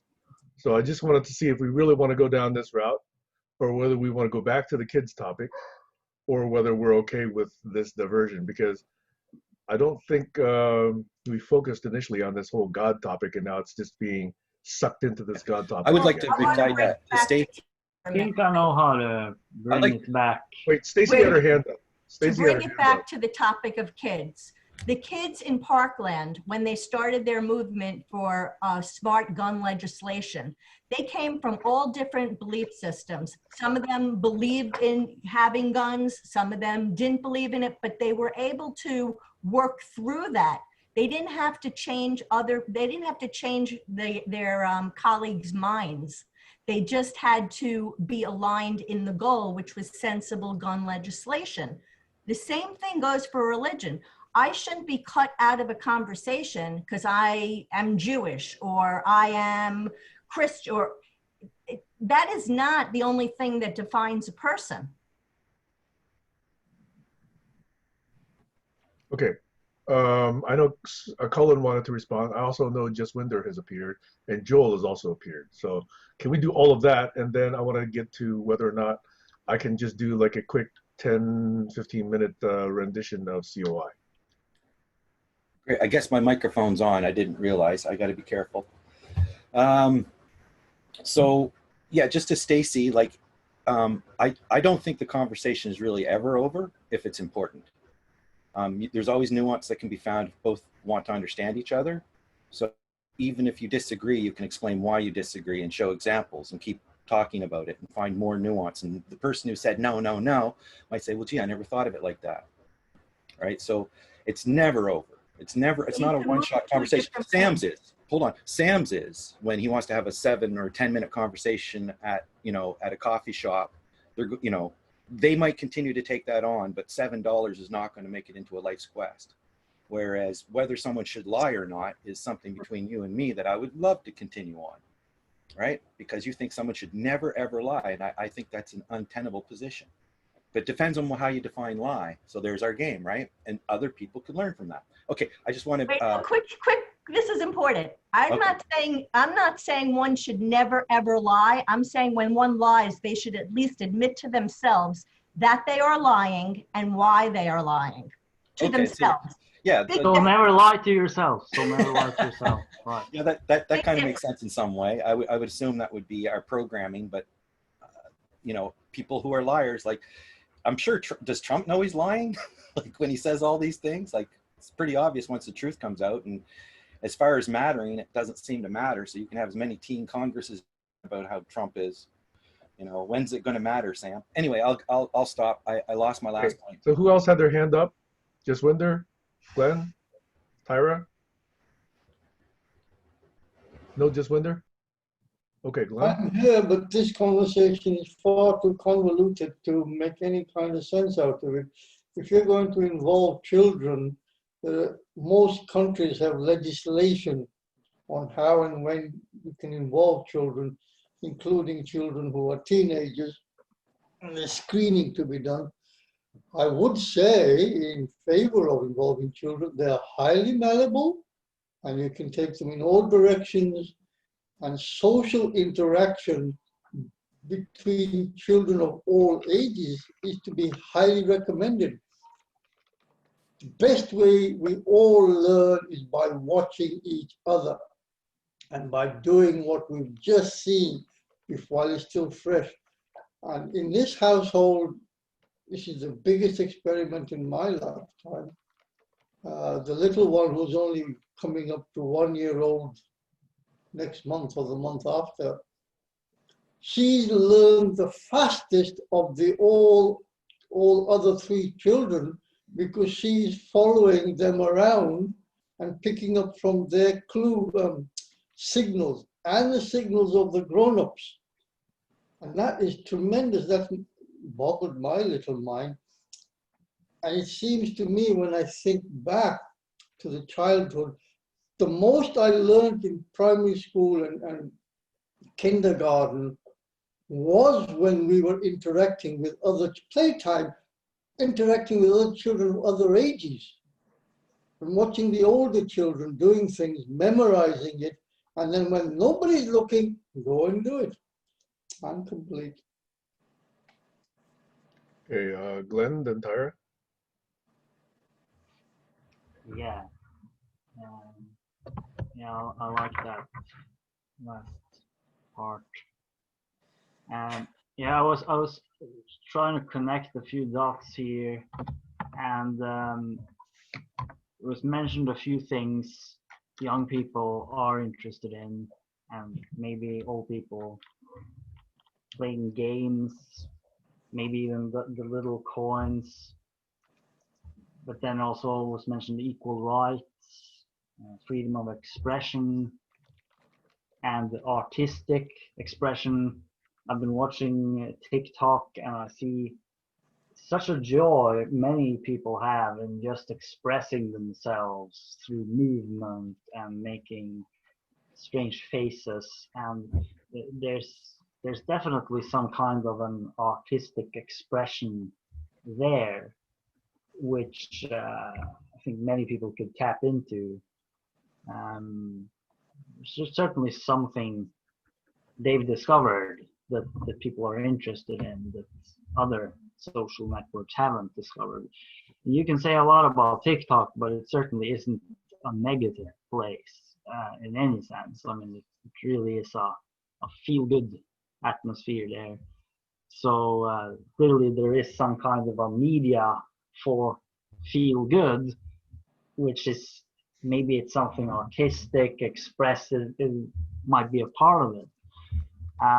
But then I also wanted to follow up on this thread regarding the game of discernment and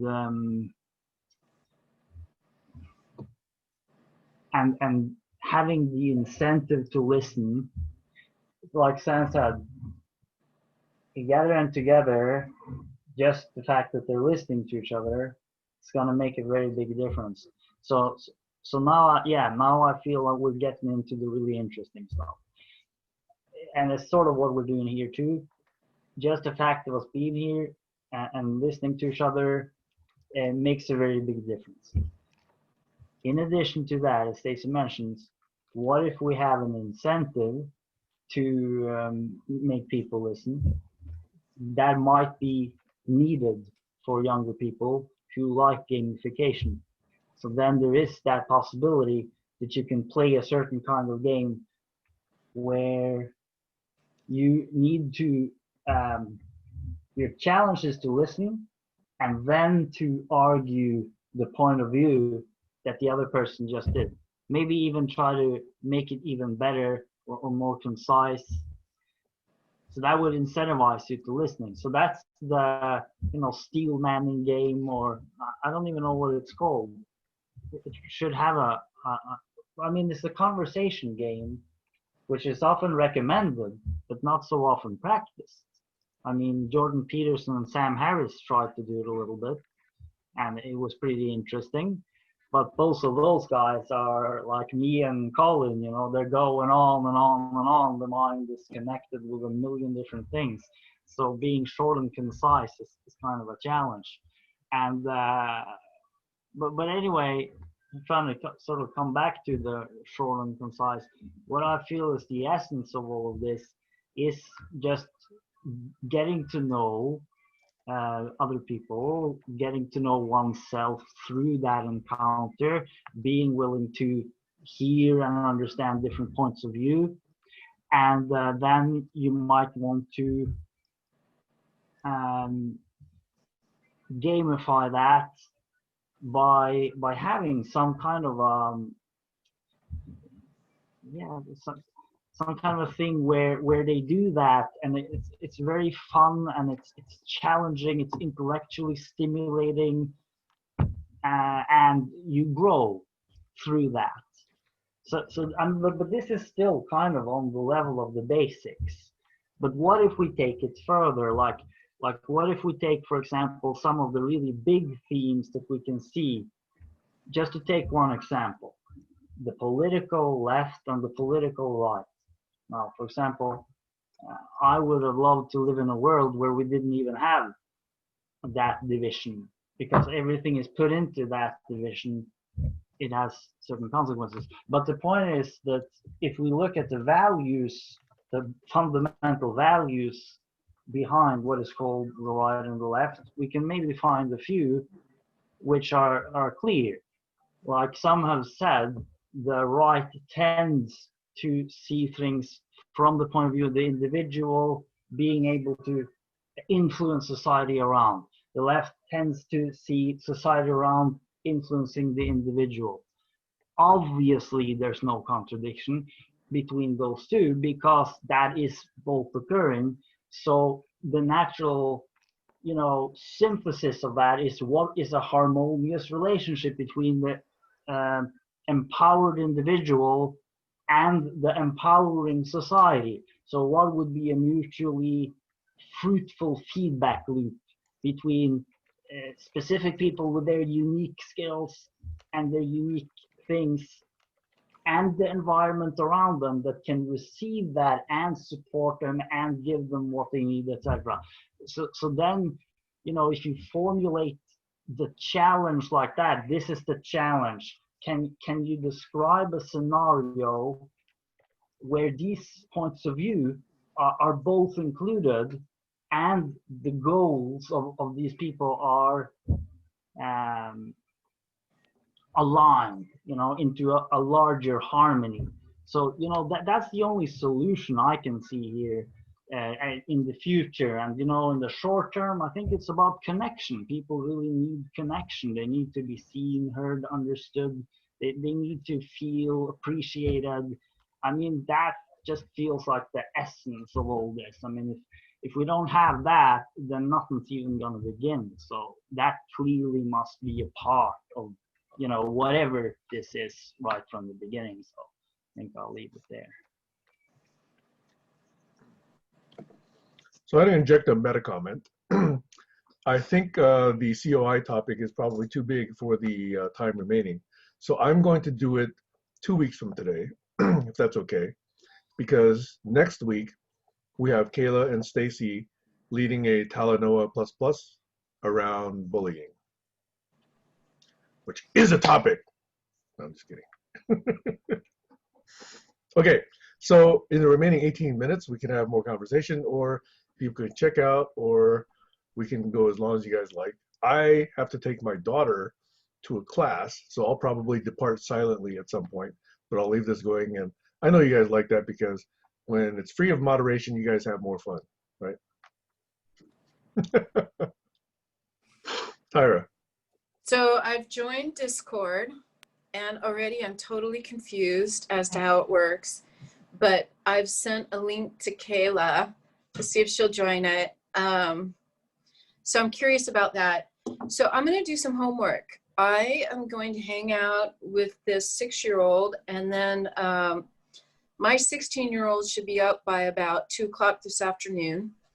So I am going to try to engage him in a couple of just different conversations. Number one, I want to ask him his thoughts on lying. So I'm going to ask my 16-year-old his thoughts on lying, and I'm going to ask the 6-year-old her thoughts on lying.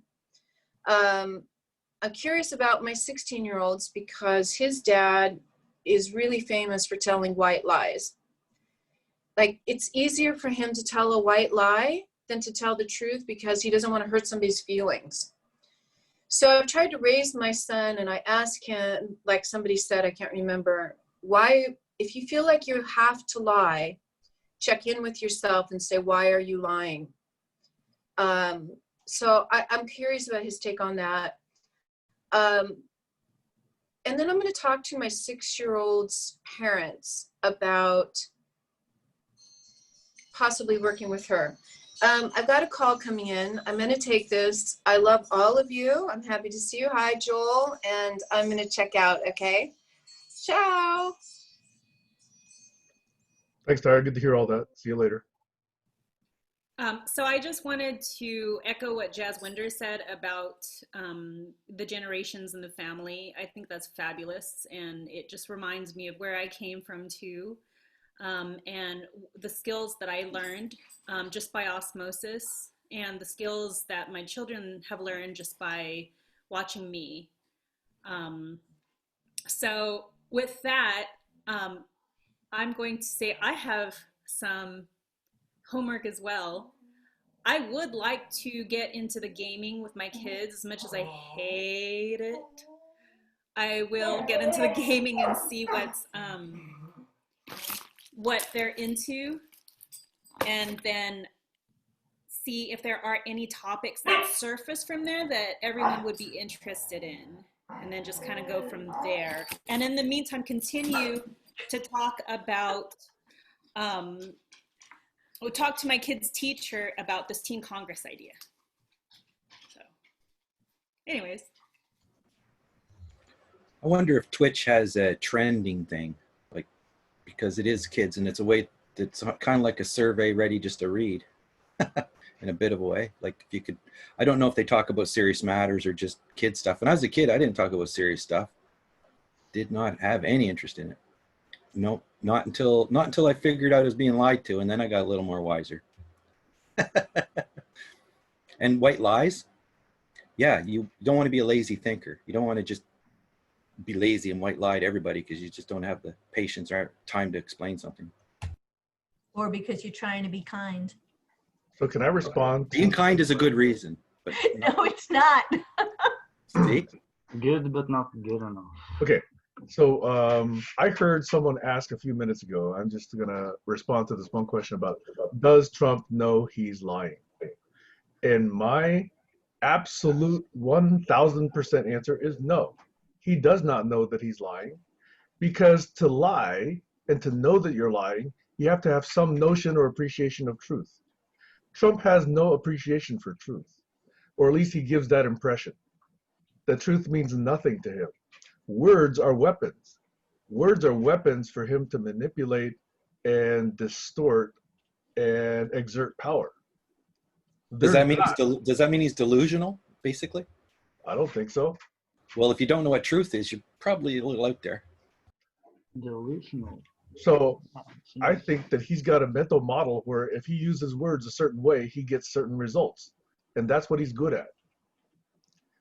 And it has nothing to do with what we consider truth in any kind of scientific or logical way. So that's my answer to, does Trump know he's lying? My answer is an emphatic no. Over. Yeah, I disagree, but I think he does know he's lying, and I think he purposely chooses his words so that he has the technicality to be able to pivot. And if he didn't know he was lying, he wouldn't be able to be so careful about choosing those words so that depending on the audience he's talking to, he could switch. Now, do I think that as time's gone on, he's become a little delusional to the point where sometimes he believes his own lies, that's a different question. And I think there's a good possibility because, Colin, this goes to lying. Sometimes people that are lying out of kindness or just to make somebody feel good, even though they have a different reason for making them feel good, when they lie, the people believe that what they're doing is something positive. And so they continue doing it. I guess we have to come up with actual thought experiments and go through them, because in generally speaking, you're right. I can think of some examples, and I've told them to you before, where I think a white lie would do nicely. Good intentions pave the road to hell. Hey, Colin. I could just say one more thing about Colin. that. Hey, this is gonna inflame everybody, okay? Colin, is Stacy fat? Oh, geez. My eyes is blind. My eyes is blind. I've gone blind all of a sudden. I don't really know. I can't. Is that fat with a PH? Yeah. Emphatically, Philosophy will twist a pretzel that, you know, what's that, Gordon's knot? Yeah. But I just want to say one thing about lying now. Colin, the kind of lying you're talking about, the lying out of kindness, what that often does is give somebody an excuse or an extra buffer to not deal with the truth within themselves.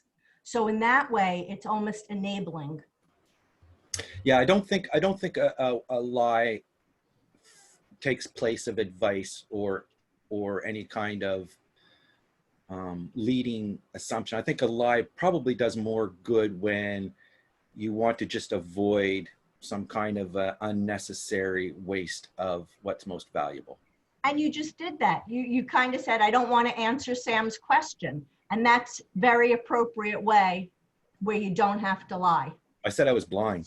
Whatever. Well, that was a lie, but the energy was you don't want to answer. But it wasn't a lie because he was joking. And Yes. I know. we knew it. So But it has to do with intention as well, right? If Stacy was on her deathbed and Sam asked me if, you know, something, and I knew it would trigger Stacy, if I answered one way, I might answer another way.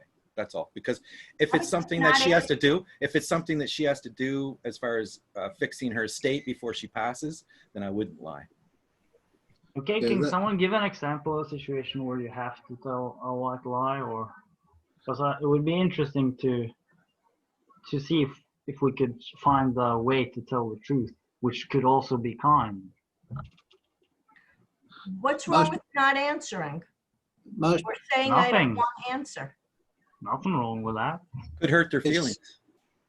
Okay, I've got to butt in now. Most people evaluate before they answer, and the question they're answering is either answered honestly or lied or dishonestly, and the evaluation is based on what's in it for me.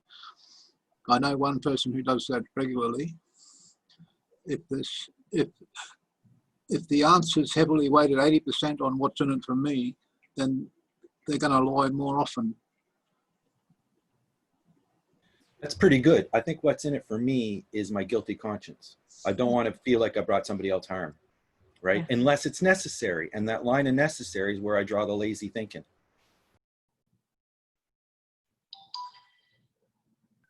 But does anyone have an example of a situation where you have to tell a white lie? Oh, go ahead, Jazz. If somebody is being chased and hiding under your bed, would you lie to save them? Or would you say he's hiding under my bed?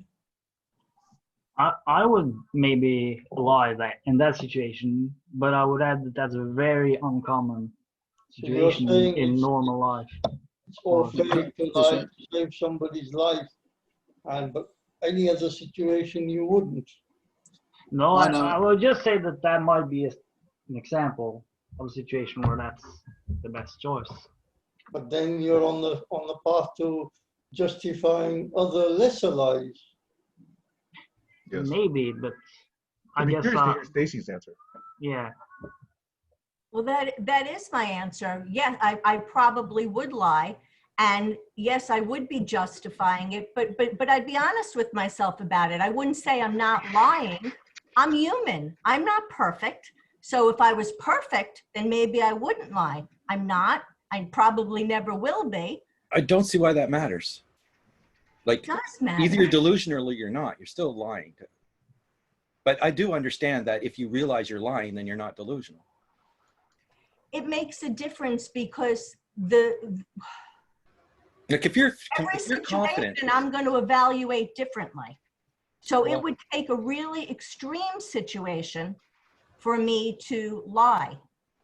Or I want it to take an extreme situation. I don't say it's never going to happen, but I want it to be something where a lot of thought goes into it, not something that I do just because I get used to doing it. And I think a lot of people are just used to doing it. well, that's where Glenn says doesn't come up naturally. So I don't assume Glenn has many lie counts a day. I have very few lie counts a day. Like, how many lies do you tell a year? It sounds like Tyro's saying her ex-husband, is like got a high tally. Trump, they actually count them. Anyway, go ahead, Sam.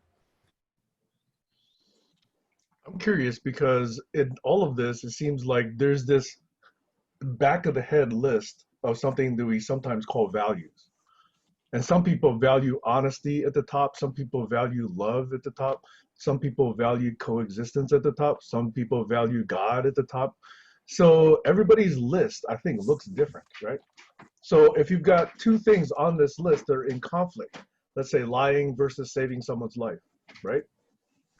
Well, yeah, I'm probably going to save someone's life versus lying. On the other hand, if it was Trump's life versus lying, I would definitely not make it that way. I would tell the truth if Trump was hiding under my bed and people were looking for him, okay? So it's always a matter of how we've got these things stacked up. The problem comes in when we're not aware of how the stack ranking occurs. And make no mistake, there is a stack ranking. There are ways to imagine scenarios in life where they are in conflict. And so don't just say, oh, I believe in all of these values. No, you believe in some more than others. Stacy's out in the discussion, that the conversation that her and I have has advanced to the point where if the person knows they're lying and it's a white lie for kindness, then it's okay. But if they and what I'm saying there, okay, which is another way of saying it, is there are other values that trump, quote unquote, honesty. Honesty may not be at the top. Saving someone's life may be higher. What if they ask you if there's somebody under your bed and you take Stacy's rule because you don't think for yourself and you think Stacy's got the answer? So you say, you just don't answer. You just stay quiet. Okay, so that's the religious response, right? So they check under the bed. That's right. And they should check under the bed. Look for yourself. What do you think? I would protect, I think of that scenario that Jazz raised as far as the Nazis and the Jews, when the Jews were the Nazis were, some Nazi sympathizers were hiding Jews. And that's life and death. If it's even if it's children, like a child comes in and they're getting bullied, you want the child to be relaxing and whatever, so you tell the other child, no, haven't seen them, and then that child gets to catch their breath under your bed for a minute or two. Okay, Joel's hand is up. Sorry, Joel, you're small, I can't see you.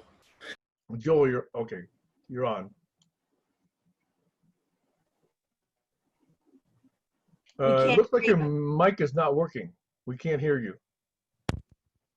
You're not muted, but your mic is not working. Hear me now? Now I hear you, yes. Awesome. So, because existence is a functional thing, all the possible behaviors you can do are effectively a geometry you can do onto existence. So aggression, violence, they're acts.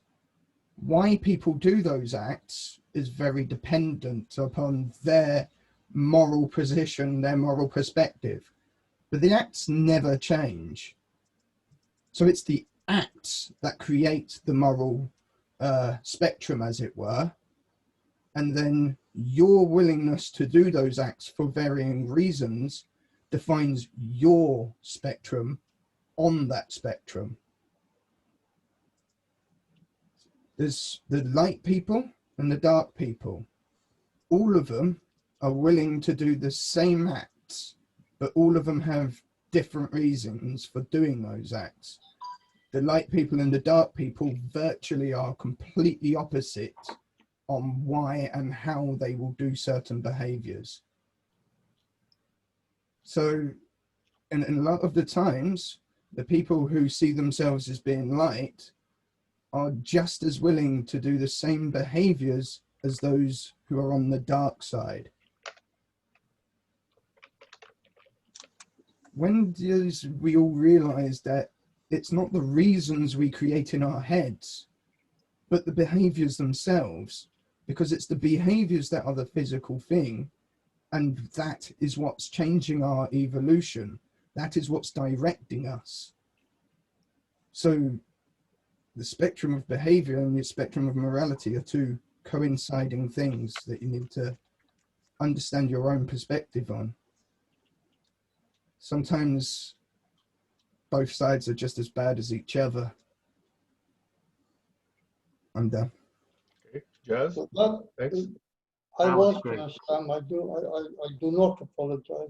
I had my hand up as soon as he brought the dark side and the light side up. It occurred to me that if you have two opposing armies on the field of battle, on the battlefield, then the question arises is what is the difference between them other than saying one's dark and one's light?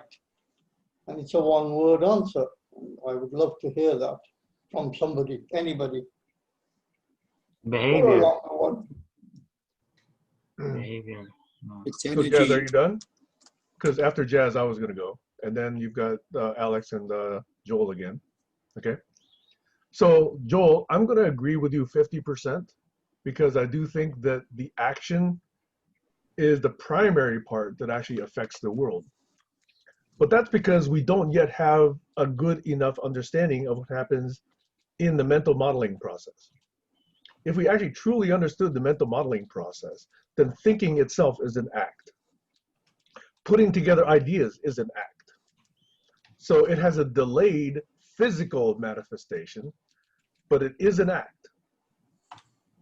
It may not even have to have a physical manifestation, but it can, and that's the important thing.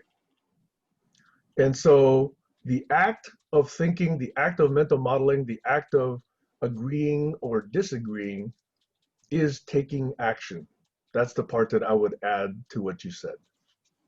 Okay, then who was next? Alex or Joel?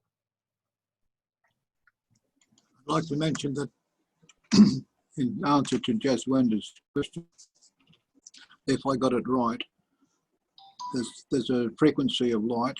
It's different from the light of intelligence because outside of our atmosphere, light is very dangerous. It'll fry you, very quickly. So it's not light itself, the energy, it's the spiritual nature of enlightenment that comes from awareness of the intelligence, the light within. It's the inner intelligence that gives you the light within, the light of intelligence.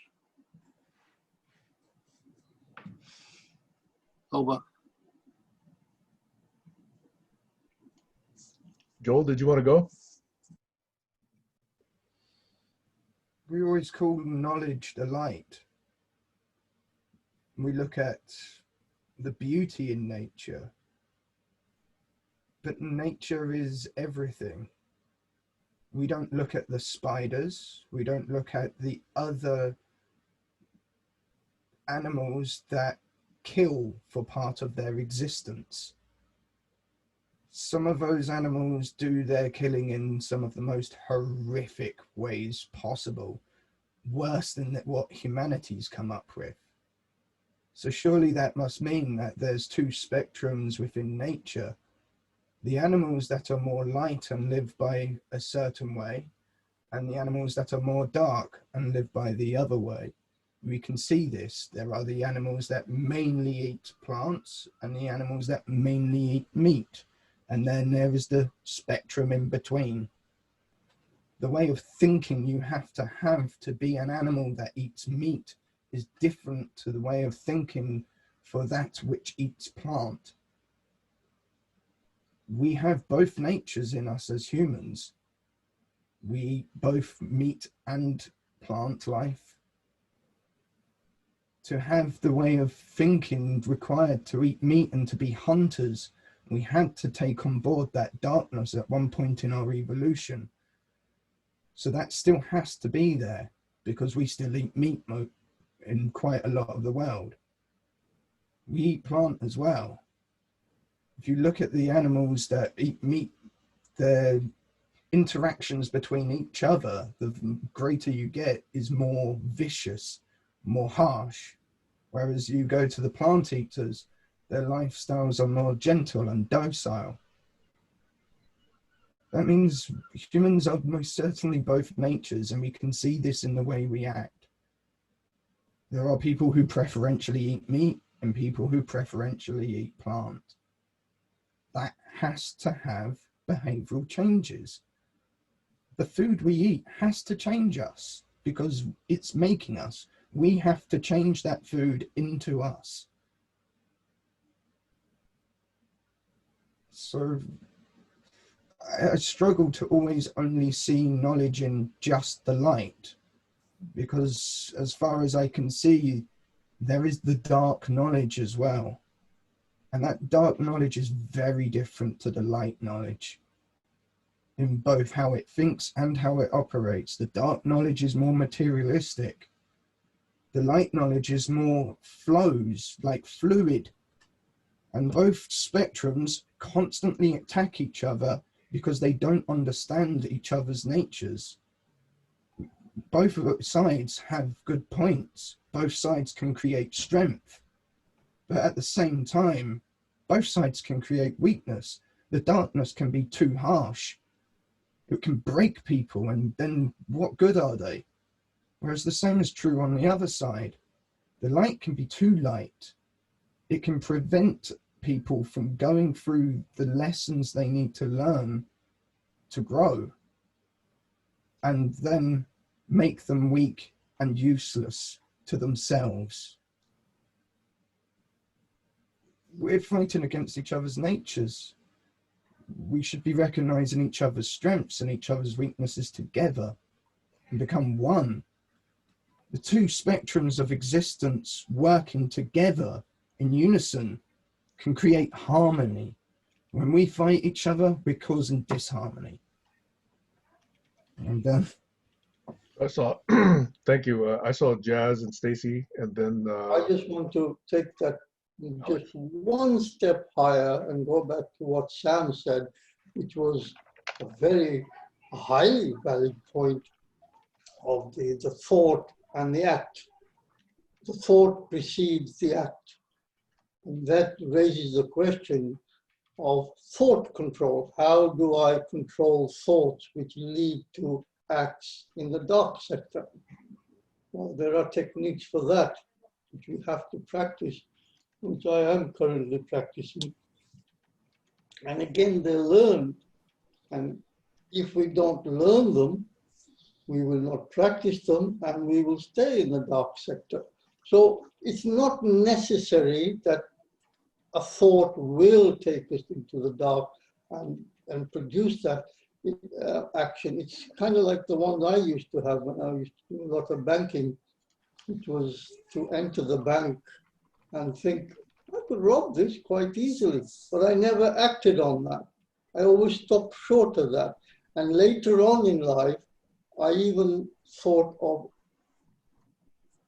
how would I stop myself thinking that? And the only way to stop thinking that is to be thinking something else. Kind of like the Collins discernment game, is to have something else going on in your mind. I'm complete. I saw Stacy, then Alex. I just typed in what I wanted to say, which was basically that everything that Joel described applies to the individual.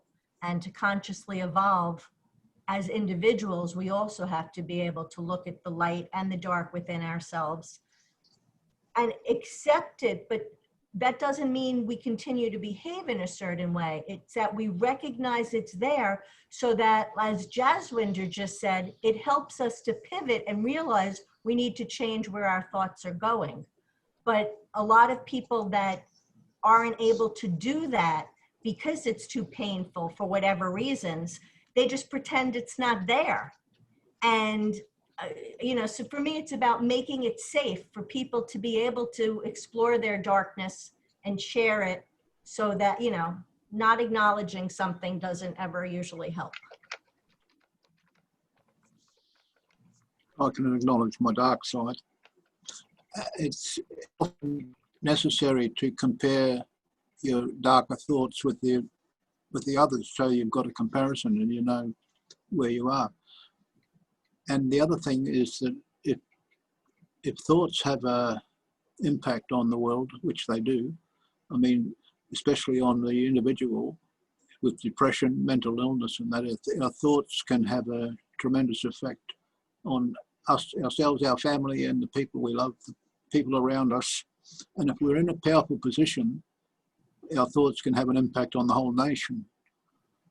So our input is important. It's like a computer. If you're programming a computer, you put rubbish in, you get rubbish out.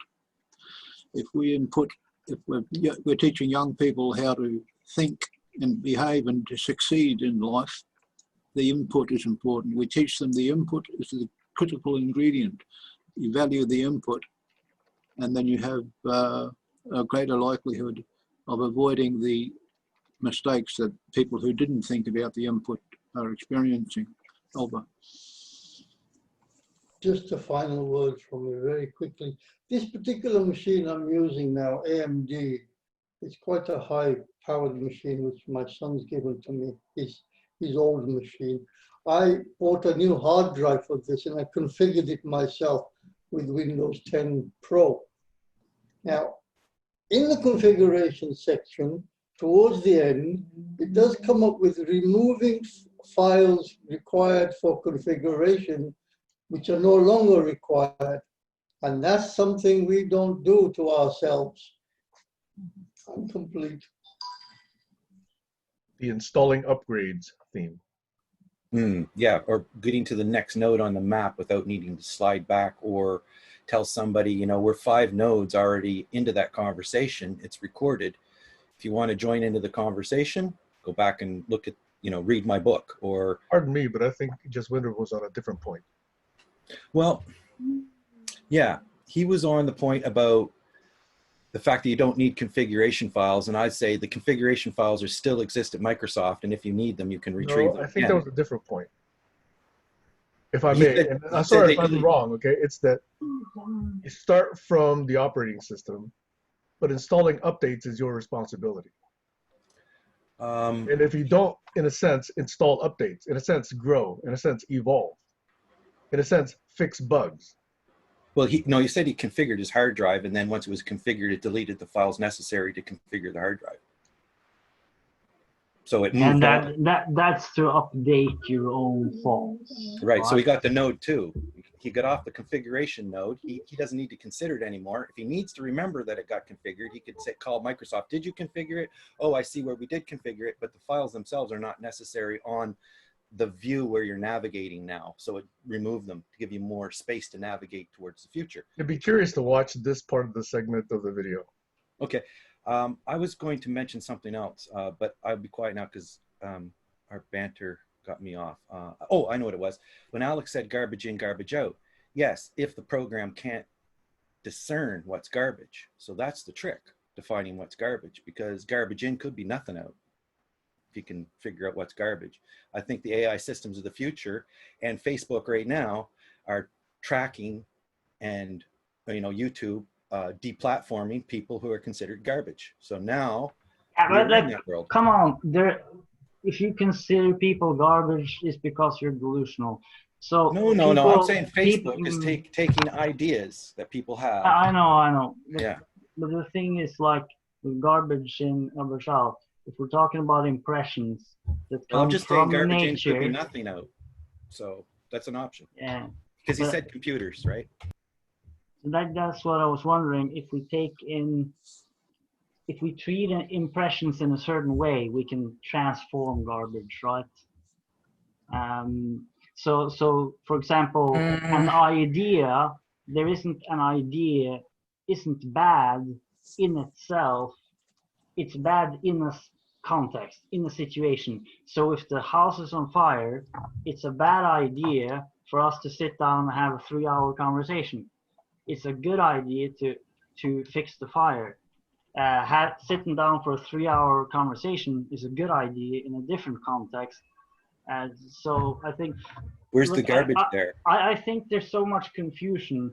I want to get back to what Joel said, because I think he spoke the truth. Yes, He yes, I said do too. it's behaviors, which I describe as patterns of movement in space. It's how we put geometry onto existence. I love that the way he said that. It's how we move, right? It's action. Thought is also an action. It's a pattern of movement between the neurons in our heads, and through our behaviors, that's how we respond to it. And words, that is action, that is behaviors, that I'd is say patterns of it's movement. influence. It's influence. Yeah, exactly. So it seems that that can be a simplifier in the complexity, because we're living in a very complex situation, very big world, many levels. But this notion of behavior is like an anchor. Everything connects to it. Everything I can influence goes through my behavior. Everything I say is a behavior. It's the one thing I can influence. Anything I can influence goes through that. So it's always relevant. And then he took it further and mentioned the dark forces and light forces. And certainly this is the case, that this is within us. And when we have both, and sometimes we can be too much distant, and what's needed is the harmony, the union of these forces, which are very, very different. And I think there's many other examples, like the masculine and feminine, like the hard and the soft, like the fast and the slow. There's many of these fundamental sort of dualities that need to be integrated into a harmony. And that harmony is a behavior as well. So it's a pattern of movement in space. So at least this is where all the stuff that we've talked about today lands for me. It comes back to behavior, here and now, a pattern of movement in space, a certain way of being. And if we're going to make the world better, it will be through a way of being. So I just find this to, you know, make it much easier to maneuver through the complexity, because you can always relate everything back to the way I am now in the world, and all the impressions I receive now are valuable because they're real, they're nature. I don't have to consider it garbage. I can transform it, etc. Every person I see is a living being. I know of enormous complexity. So I don't have to put people into categories. But if I just take care of my behavior, my way of being, then I got my bases covered. I don't have to worry about anything else, in a sense. So yeah, Colin, I see you have some. Just let Joshua check in and say hello. Or Joshua, yeah. Yeah, let Josh check in. Oh, thanks, Colin. I was just going to say I'm inspired by what you're saying, Glenn, and I want to start a movement that's called All Matter Matters.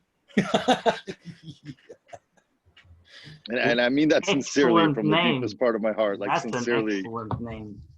Because all matter does matter. You're from the tiniest bit of matter to the whole human being, the microcosm and the macrocosm. You sure you didn't get that from Doug?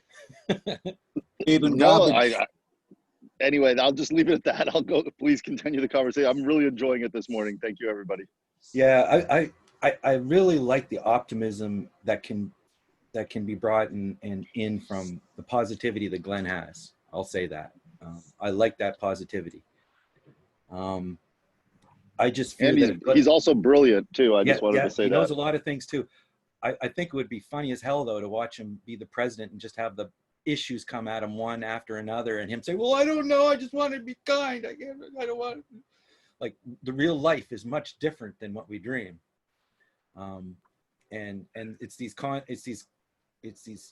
constraints that are put upon us for whatever reasons that we have to acknowledge, and in defining better is the trick, because who's to say what's garbage or not?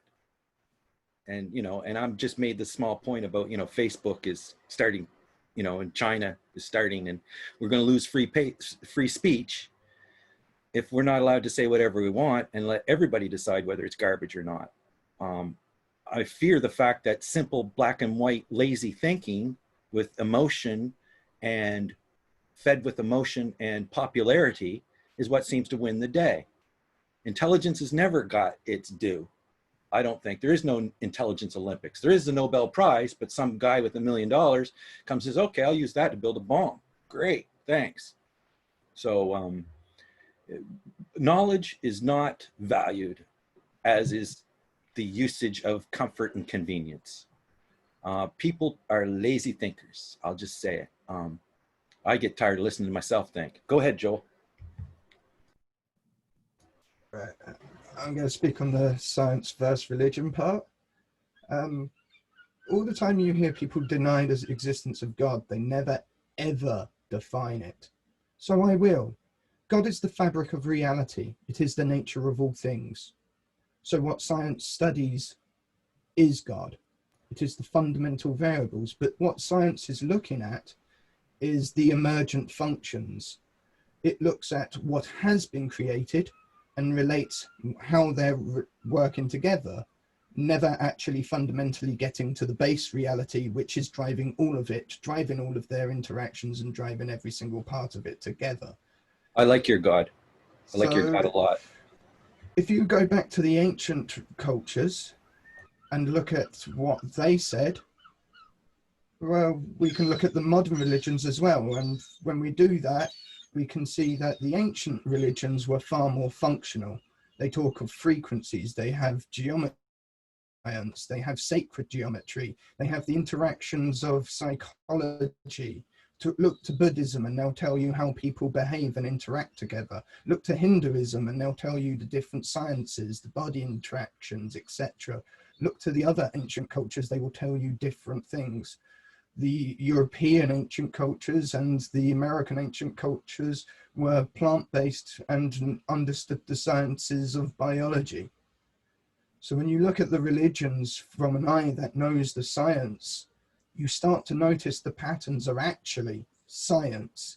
And it is the childish cultures that came along afterwards that were arrogant and thought they knew what the conceptualizations were, that then dismissed the ideas in totality, claiming to be the more superior intellects. What was actually happening was the children who didn't know the truth of knowledge started attacking the knowledge, wanting to follow their emotions more than the intellect. And you can see this as cultures have degenerate faster and faster. They start ignoring knowledge to appease their emotional needs. And that can be seen in virtually every culture that has collapsed. You get the functional side that builds the culture, then as people start not needing the functional side, they start living more and more abstract lives. Those abstract lives don't know how existence works, and so makes it up and claims they know reality when they've never known reality. All they have ever really known is human abstract conceptualization. The reality is the fundamental functions. So to see existence as pure geometry before anything else is the reality. Even emotions, even my voice talking to you now, my voice is oscillating the air, which is then oscillating a microphone, which is then creating an electrical signal going to my computer, then into laser, into fiber optics, and then all over again in different patterns. Every single stage of that is a different level of frequency oscillation. All of existence is frequency oscillation. If I emoted, my brain would send signals to my emotional centers. The emotional centers themselves would send electrical signals and release chemicals that change the responsiveness of my body and mind according to the frequency interaction nature's going in all of it. So when we realize that fundamentally, we realize there's a lot of things that aren't actually anyone's choice at all. It is fundamental to how existence works. And so the choices are a matter of the reality or everybody's lack of knowledge of the reality. Because once you have knowledge of what the reality is and how it works, there is only one possibility. Nobody has a choice in that. All of our choices, all of our beliefs and perceptions are effectively our lack of knowledge. Every one of us has different knowledge on how the world is. Every one of us has different emotional spectrums. And because of the interactions of those two parts of our being, that creates the map in our mind that says what things are, good or bad, light or dark. We ourselves will change the perception of whether something is light or dark, dependent on where we are in the spectrum, because everything to our left will be the light to us and everything to the right will be the dark to us, unless you're the opposing spectrum. And then everything to the left of you would be the dark and everything to the right of you would be the light. It's just literally geometry interacting. So where does our opinion come into that? Only in how we choose to live a functional life. Everything else, how nature works, what we have to do to sustain nature as the most advanced species on the planet, will never be our choice.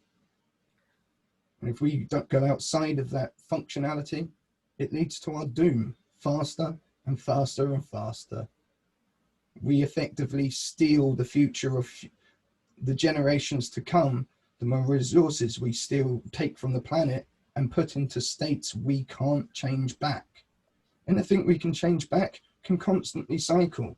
Anything we're locking into a state that's going to take millions of years to decompose or to break down into a way that it can be structured, that's going to hurt our future generations. It's not just for us today, it's for them in the future.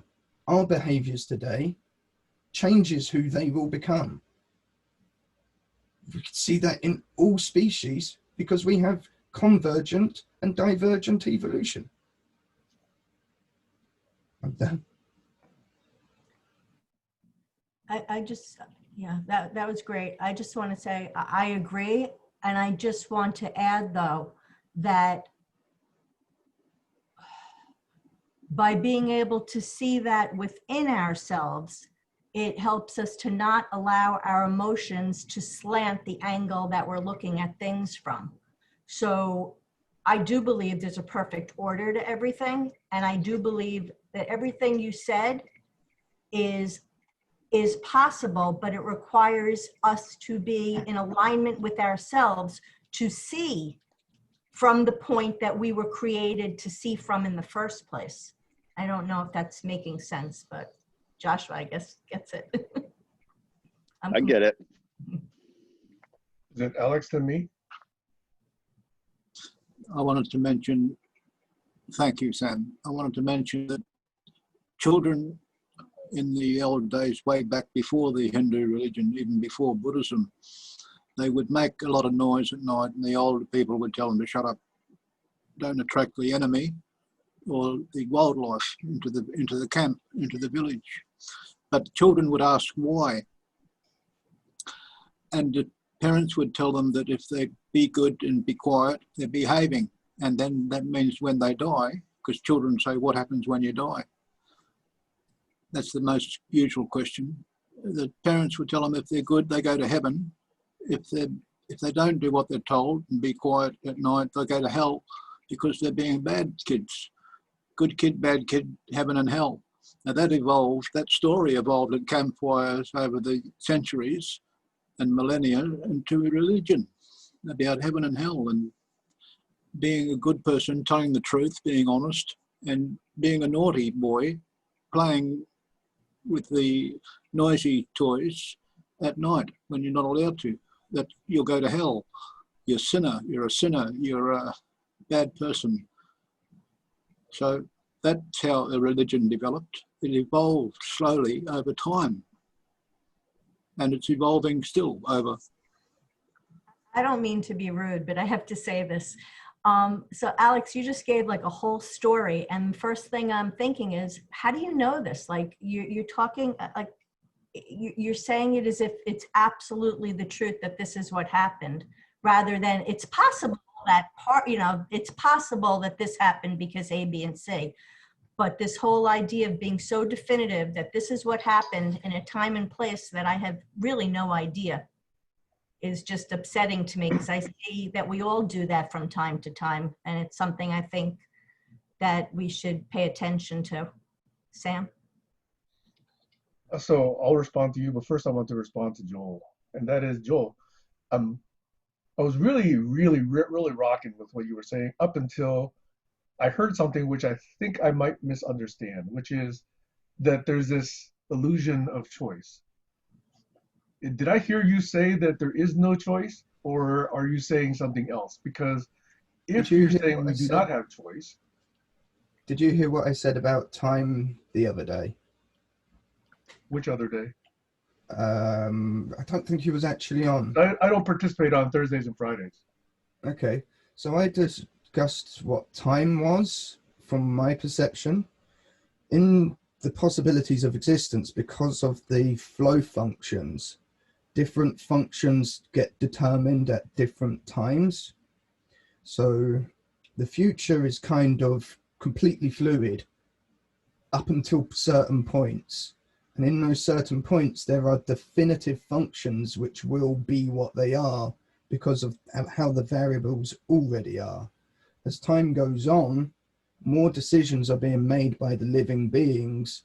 And so more and more time is crystallizing as you come upon it, so that when the moment finally arrives, it crystallizes utterly and then passes into the past, where the past is a crystallized definitive truth, and everything in front is fluid up until certain points. But the fluidity is based upon the dimensional relativity of the frequency interactions. So Okay, your free will in that is in that you are a function that has the power to sort of nudge your own functions. So that nudge in the moment is what's determining your free will, your variables versus the variables you're seeing outside of you and then experiencing. Okay, so I think we're not that far apart, because I want to dispel any implication that there was no free will, which was what I thought you were saying, but you've clarified it. So I do believe that you are consistent with this notion of free will. So I now stand down on that issue, okay? On Stacy's point, God, now I forget what Stacy said. What was it I wanted to respond to you on? What I said about talking about something that haven't happened hundreds of years ago that we have no way of being clear on. Right, I just had a quick quip. To me, your reaction to what Alex said is my reaction to religion. To what? To religion. Religions give a story about how things came to be. Okay, but you're not saying what that story is. Like, because there are 500 different religions.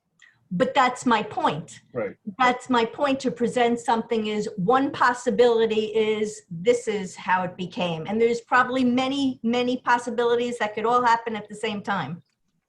Josh? Not necessarily. No, some of them are in direct conflict. My story is based on ancient Hindu scripts, talked about the occult and strange animals with multiple heads. The people studying those scriptures, the linguistics experts, they said that these earlier Sanskrit documents were children's bedtime stories. Over. I think Josh had his hand up, and so did Joel. Thank you. Yeah, we're getting into some interesting territory because we're talking about consciousness and understanding reality. And then we're talking only in one language. So like what you just said, Sam, is a very poignant fact. There's 500 quote unquote religions. There's probably thousands and thousands more than we even know. And also with languaging, there's, believe it or not, over 27 different languages in the Philippines and Indonesian islands alone. And then inside of those 27, there's different dialects and different regional ways of speaking and different conceptual understandings of stories, which is, to Stacy's point, is there might have been one story that influenced another story that became a religious divergence from that telephone game of. And it's an interesting point that Alex makes, is at some point in ancient times, the only story was, are we going to live? And if so, are the children going to behave for us to live long enough before the enemy attacks or something? And the different stories we tell children to control them are different in different regions and different places. And they didn't all turn into a Catholic binary, monotheistic religion. They change and they shift. And some of those stories turned into a story about the snake god or about the river god. If you don't do this, the river god will come out of the river and flood and destroy our whole village, or the volcano god, or this. And once we get into that, it's what's so exciting about being human and being conscious is we get to diverge from the story in sounds and languaging in any way that we want. And we get to develop languages that are Romance languages. We get to develop Germanic languages, Norse languages, middle of the forest languages. And a lot of that languaging really comes from the sounds that we hear around us, which is fascinating. Clicking sounds of the birds and the insects affect those sounds of the humans talking in that region. So I mean, it goes, I live in America. There's actually 17 to 20 different dialects that I can point out. In my understanding, probably more than that in America alone, from Louisiana, Cajun, I guarantee it's a good thing to talk like this. You want to and I'm sure that has something to do with the region that they live in and being taken over by the French before the Louisiana Purchase. But I digress. I mean, we can go on forever, literally talking about how we perceive consciousness. And I think to Stacy's point, because she said this many times, is it depends on our experience. How do we experience it? Thus, we create the stories around the experience. And this one happens to be in English. And with that, I'm complete. Thank you for letting me talk. Please go ahead, Alex, or whoever's next. I think Joel was next. Right. So we've always had psychedelic drugs, and most people who have taken those claim to have experienced God. The geometries you observe are the same geometries that are in sacred geometry. We've always had the bell curve, that representation of the balance of ability for our entire species on any ability has always been what it is. So why can't the 0.00001% of the population have cognitive ability to see existence, to dimensionalize existence rather than abstract it? If those people then understand that the rest of the population understands through abstraction and not dimensionalization, their only means to try and teach those life forms is through abstract means. They have to use the story-based conceptualizations to convey the functional knowledge which they need to convey, because the other type of minds can't see what is being seen by the ones who can see it. Why can't that have been the case through of those? I need to make a little bit of separation in what I see the difference between religion and spirituality. Religion I see as being you must live how we tell you. Spirituality, on the other hand, I see as saying, This is how the nature of existence works. These are how the interactions of existence works. And these are how your culture will go if you behave in these ways. It is your decision. You choose. Whereas religion very clearly is, you must listen to our demands. You must behave how we say and follow what we say. Are they the people that actually know the perception? Or are they the people who had the story and then are trying to force some distorted version of the story onto everybody else?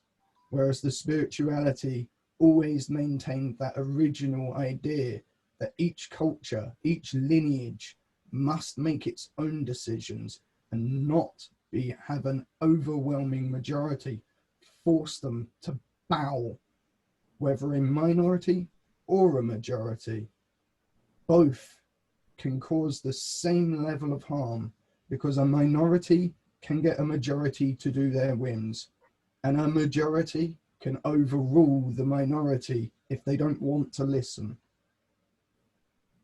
I'm done. How do you teach a person who's in the abstraction how to understand the dimensional? Or is there a path? Because surely that has to happen to get out of these abstractions and begin to see reality clearly. I only see one path, and that is knowledge of existence and developing your own mental ability. If your perception is developed from your abstractions, your mental ability, your emotional spectrum, you need to be able to put all of those things aside to see pure functionality in its utter sense. Take the wars waged against the Romans. If you look at it from the Roman side, they see the wins as victories. They were the conquering winners. But if you take it from the other side, they were the vile scum. You need to, that's why I came back to what I was saying earlier. The moral spectrum, behaviors. When you do violence, are you protecting yourself from an aggressor? Or are you the aggressor attacking someone? That becomes part of the light and dark spectrum. If you're only willing to do violence to protect yourself and others in the moment and only in the moment, then that pushes you to the light spectrum. If you're willing to think and do violence to others and take your time maliciously enjoying every moment of that, then you're most certainly pushing towards darker natures of existence. It's all functional. So to teach, you need to understand your own functionality, that your stomach bacteria changes how you behave, that your heart has neurons and is effectively part of the central nervous system and is part of what makes you think, that your pain and everything about that changes how you think. You can change how you abstract your pain. You can make pain pleasurable if you change it in your mind. These are all things that are in our mind that we abstract all emotionality. So to teach, you need ability, which means you need to understand maths and geometry. Those are the fundamental ones. You need to understand force interactions. You need to understand biology, psychology, neurology, interaction of life. All of these things are fundamentally necessary to understand on the complete fundamental spectrum, so that you know how to, what's part of the spectrum you're looking at. If you're not looking at, if you think you're looking at a different part of the spectrum, how you behave to that part of the spectrum is going to cause problems. But if you understand that spectrum and you show the respect to them, even if they're a culture you utterly despise, if you are respectful to their culture in their environment, they will be respectful to you. And this is the thing we should notice when we interact with people. It is not when we're being respectful of each other's differences that we have a problem. It's when we've been disrespectful of them. Absolutely all of them. We can get people to understand that their behavior is a problem without being disrespectful about it. We can show them the future they will have following that path. But we won't ever force them to act and think how we want them to. We can only ever give them a bit of guidance and say, this is the path that everybody else down this path has followed. There has been millions upon billions of people who have followed those paths. We know this because we have the written history. Every single time people take these paths, it leads to the same consequences. Every time. I actually think our culture ignoring the wisdom of the ancients was a mistake, because I think it's happened multiple times before. You look throughout history, civilizations have collapsed all over the place. Why? Because the people lacking wisdom refuse to listen to the people with wisdom. Look at all of the environments. The cities grew. They didn't pay attention to how nature worked. They consumed the resources and made nature around them collapse, which then made their civilization collapse. The less knowledge you have on how to fix and maintain your civilization, the less your civilization will survive. If you're not teaching the required knowledge to your people, you don't have the knowledge to work from.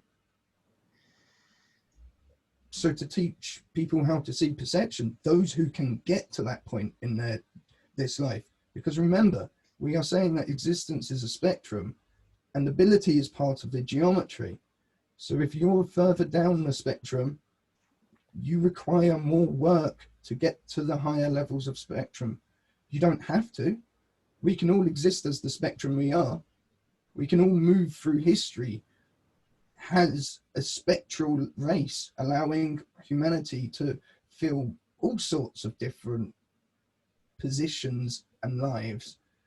But to do that, we need to understand it all and build the world to accept it all.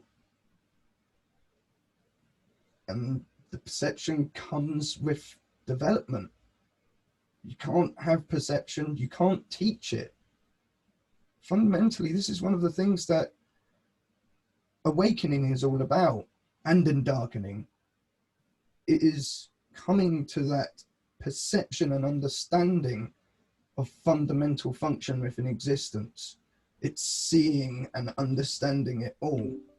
And that's what it means to be enlightened and undarkened.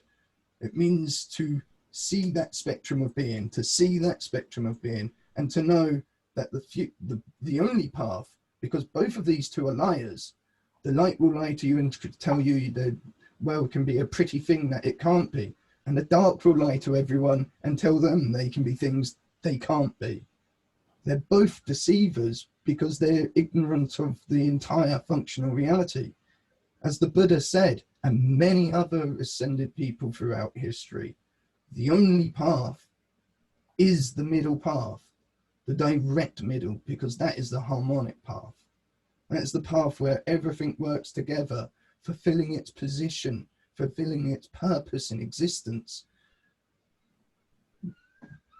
Purpose can be just function, a lifetime, a beautiful lifetime, and every single one of them having children will pass on that lifetime. Even those who don't have children get to interact with everybody else, and their contribution to the world is their knowledge and what they leave everyone else. Some artists never had kids, but they left us beautiful pieces of art we're admiring thousands of years into the future. We all change existence in some way. We don't all have to know and understand everything. And we don't all have to take that path. It's up to every individual.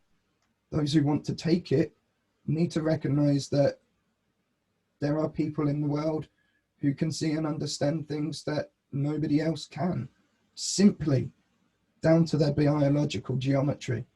And it's not something they can change. You look at most of the cultures in the Americas, the spiritual guides don't like being known by the outsiders. They only like their clan knowing, because they know what will happen when the world knows. They will be hunted down, people will seek them out, and they won't be able to live the life they're supposed to. And then Thank you. That was so awesome. And I'll just have to leave all you guys now. But yeah, really happy to hear. This sounds so true, everything you said there. Yeah. Bye bye, everyone. Be well, Glenn.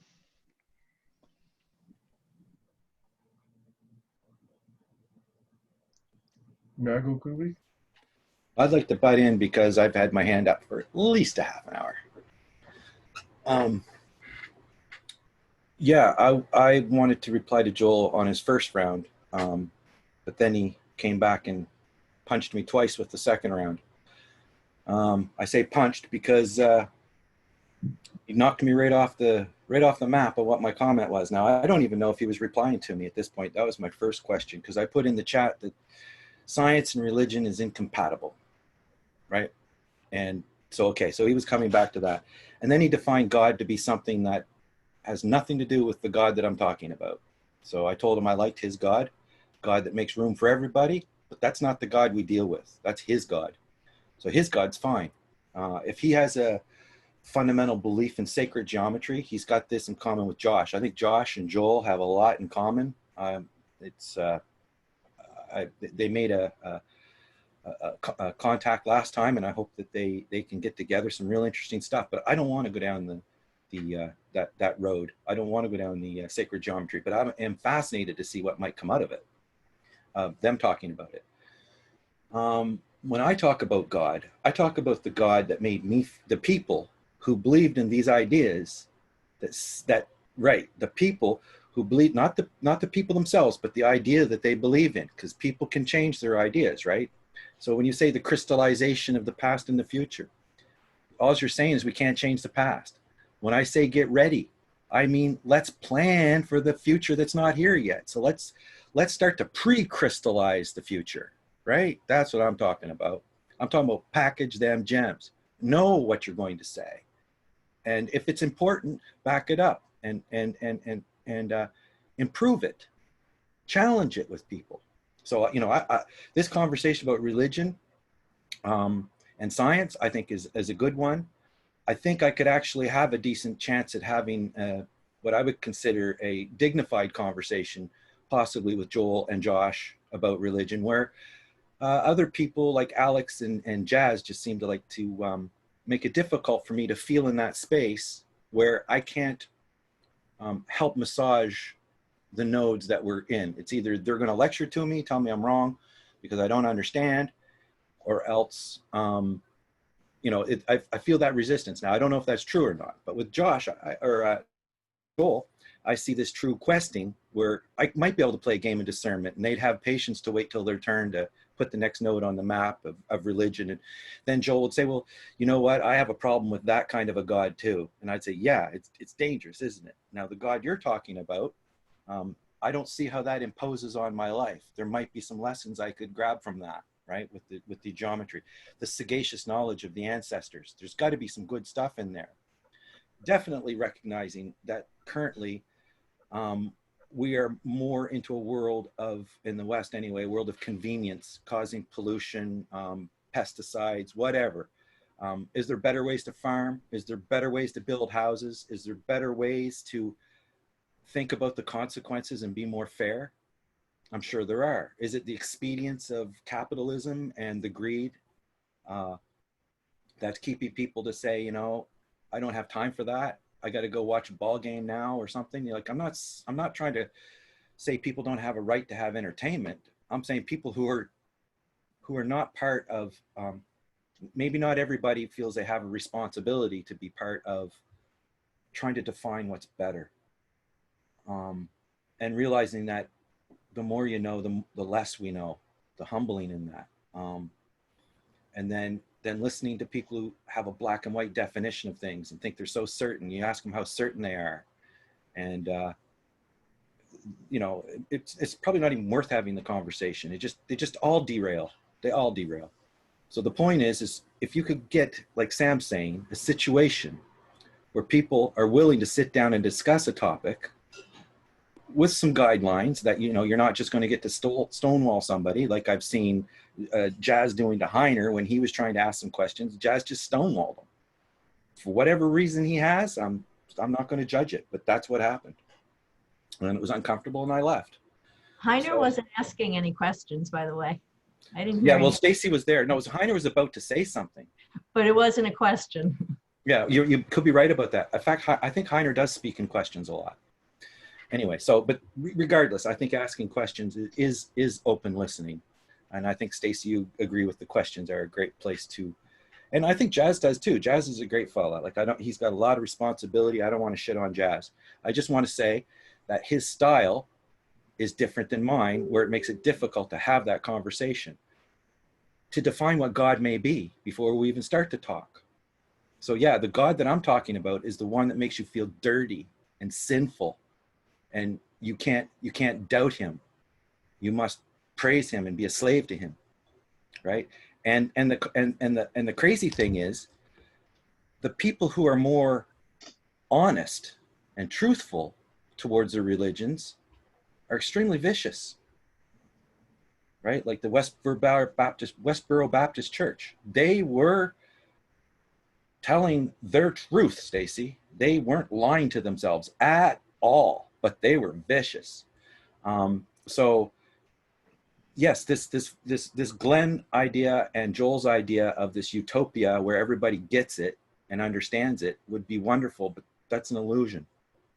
What we're dealing with is animals, anthropomorphization, where we try to make everything relate to the animal condition. So if the animals leave, the idea of a tiger violently having a meal is not violent to him. It was a successful hunt, and he gets to feed the rest of the tribe, or the pride, sorry. So humans' opinion of how an animal gets his food, I think, is another red herring. Although it's interesting to note, because it relates back to what we could be if we all decided just to be complete libertarians and say, I tend to believe that there's something inside of people that does lean towards better, but it's defining what's better and agreeing upon it, which is the war. And if you want to have a discussion about God, ask me what I mean by God before defining your God. Although I don't mind listening to what yours is, but that wasn't a conversation. But it would be an interesting one to have. Anyway, thank you. Josh has had his hand up for a while, and I've got my hand up. And I think Stacy has her hand up as well too, but I can't see everybody. So thank you, Sam, for moderating. I just wanted to go back to what Joel said that hit me hard, which is the idea that we are leaving something behind for future generations, and that wisdom, or that children, or the creation that we create for future people to discern and to understand and to add to the story and the creation.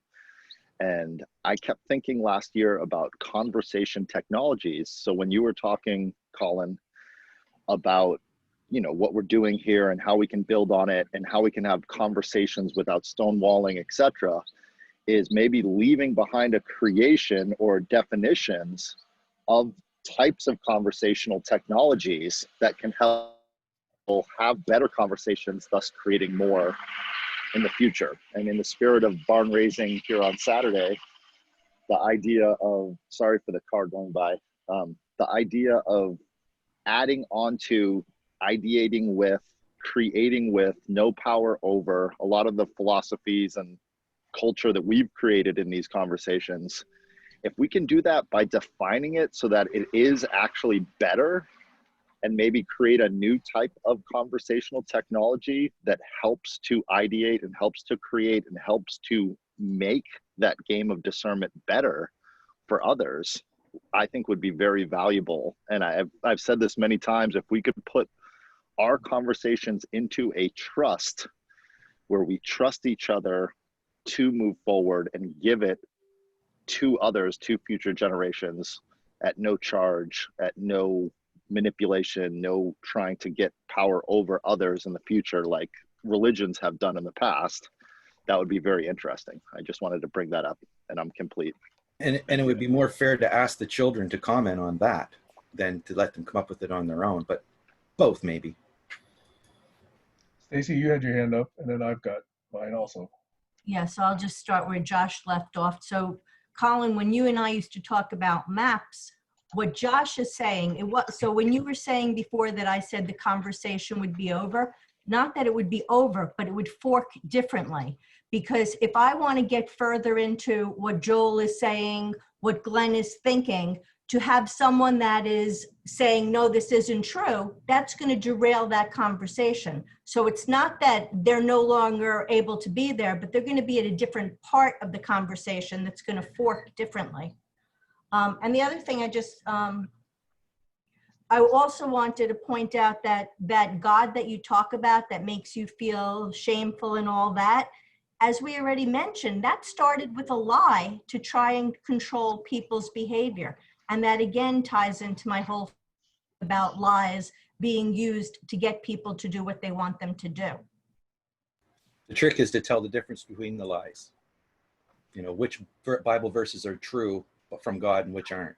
But when you're honest with yourself, you have to admit that two separate things are going on. You know, there's a reason that, like, let's just say for argument's sake, certain Trump supporters cannot, no matter what, they don't want to believe that he's lying. I mean, they don't want to believe that he's lying, because if they believe that, then it goes against a value that they already hold. So they want to be able to like this man. And if you show them something that goes against what would make that easy, they just can't handle it, because it's not easy to admit to ourselves that we're not as good as we'd like to be. And the last thing, I just want to share this one thing. Wael sent this to me. When I understand the path of my becoming is yours as well, things will shift into the new paradigm. And I think that's really true, because I think we have to recognize that we're each coming from a different place, and we each have our own reason for being here, our own, whatever it may be. And I think if we could just find that authentic place, then it keeps our reactions and our interactions sync with how it was meant to be. And I'm complete. So again, I think I'm going to forget what you said, but I'd like to respond to it. But first, I wanted to at least tack on a little bit to what Josh was saying. I think there's this notion of enlightenment, and I heard you use this word. But Josh, I think I've also heard you recognize that there's spectrums of behavior and spectrums of states of being. So to me, enlightenment is not a step function. Enlightenment is gradual insights that then lead to, over time, transformative insights. That's my belief anyway. I can't prove it, but let me just throw that out there. Okay, so in understanding, let's say, a certain aspect of biology and how it affects me, in a sense, I take a small step towards enlightenment. If I understand a little bit about the way quantum physics works, I have a little small step towards enlightenment. If I understand how psychology works, similarly, okay, it's all over the board. So I'm not sure yet that there's this one fundamental gigantic leap that, you know, some ray of light's going to come down and say, okay, I am now enlightened. Maybe it's just because I'm not there yet, okay, but I don't see it that way. So that's thought number one. Thought number two is, in this path or journey of attaining these little insights, these little steps of enlightenment, we're in a sense listening to the universe. We're listening to the God as you define God, and we're doing it with more and more acute instruments, whether it's our ears or better antennas, whether it's, you know, sonograms or sonar or, you know, radio telescopes or, you know, diffraction mechanisms. We're listening and observing more deeply. We're essentially listening to God, if that is your definition of God. So I wanted to introduce the notion that if we have this deeper and deeper understanding and set of insights regarding how the universe works, regarding how God is working, okay, to put oneself in resonance in alignment with it. I've come across this word called syntony, S-Y-N-T-O-N-Y, which tries to describe that kind of alignment. This syntonous alignment, resonance with the universe and with a flow of time, with a flow of nature. So I just want to put those three little pebbles into this pool of meaning, and sort of see what kind of ripple effects that has here, over and out. I could quickly interject that Sam has said before that, you know, if God speaks, then probably his language is that of science. So that's the God. But to me, that's just moving the cheese and redefining God to be meaningless other than God is science. God is all means nothing either. Anything that explains everything is probably wrong. Like, come on. So you have to put context around things, and that's where Stacy could bring in a context to, you know, make a point. And I may agree with her, but if somebody redefines God from, you know, the Christian God, okay, let's talk about the Islamic God. Let's talk about Hinduism that accepts, if I'm not mistaken, many gods. You know, let's talk about the Buddhists that don't have a God except for the reincarnation stuff. Like, if they could drop the reincarnation stuff, more people would become maybe Buddhist. So it's when you bring in the woo and try to hook in that mathematical, what do you call it, cosmic geometry into humans. It's kind of a philosophical thing, and in the physics community right now, where they're searching for beauty and symmetry, I think it's got them off on string theory the wrong direction for quite some time, if I listen to some of the physicists. But that's way above my understanding. What confidence I can put on something is what I'm trying to grow as I experience that map. So if I have an idea and I'm not sure, then I might say I have a confidence level of like 10% maybe. So as time goes on, I may or may not be able to enhance that. So Stacy, to your point, I might say no at an 80% disagreement. Like, in fact, a lot of times the problem is that somebody makes a claim and then they don't prove it, and then turn around and say, well, you prove it isn't true. Well, that's cheating. That's cheating. That's moving the responsibility to bring evidence to what the claim is by saying, well, you don't know, so it must be true. That's the argument from incredulity. So there's many fallacies. Anyway, Joel wants to talk. I don't want to go on too much. Like, the God Joel defined sounded quite nice to me, but at that point, it doesn't really mean anything. It's just like, okay, God is understanding. Okay, I'll go with that. Okay, I'll address the Hindu God part first. That's a Western misconceptualization. The Hindus actually know that there is one God. All of them, when you speak to their cultures, know this. The identity of the gods is an abstract concept used to direct thought and intent. The same thing is true of many of the ancient multi-god religions. I don't think the details really matter at my level of argument, and I said that I didn't know for sure, but I appreciate the correction. So basically, they're saying the same thing I say, that all things is one thing. When you say there's no use in defining everything as God, God's just a word.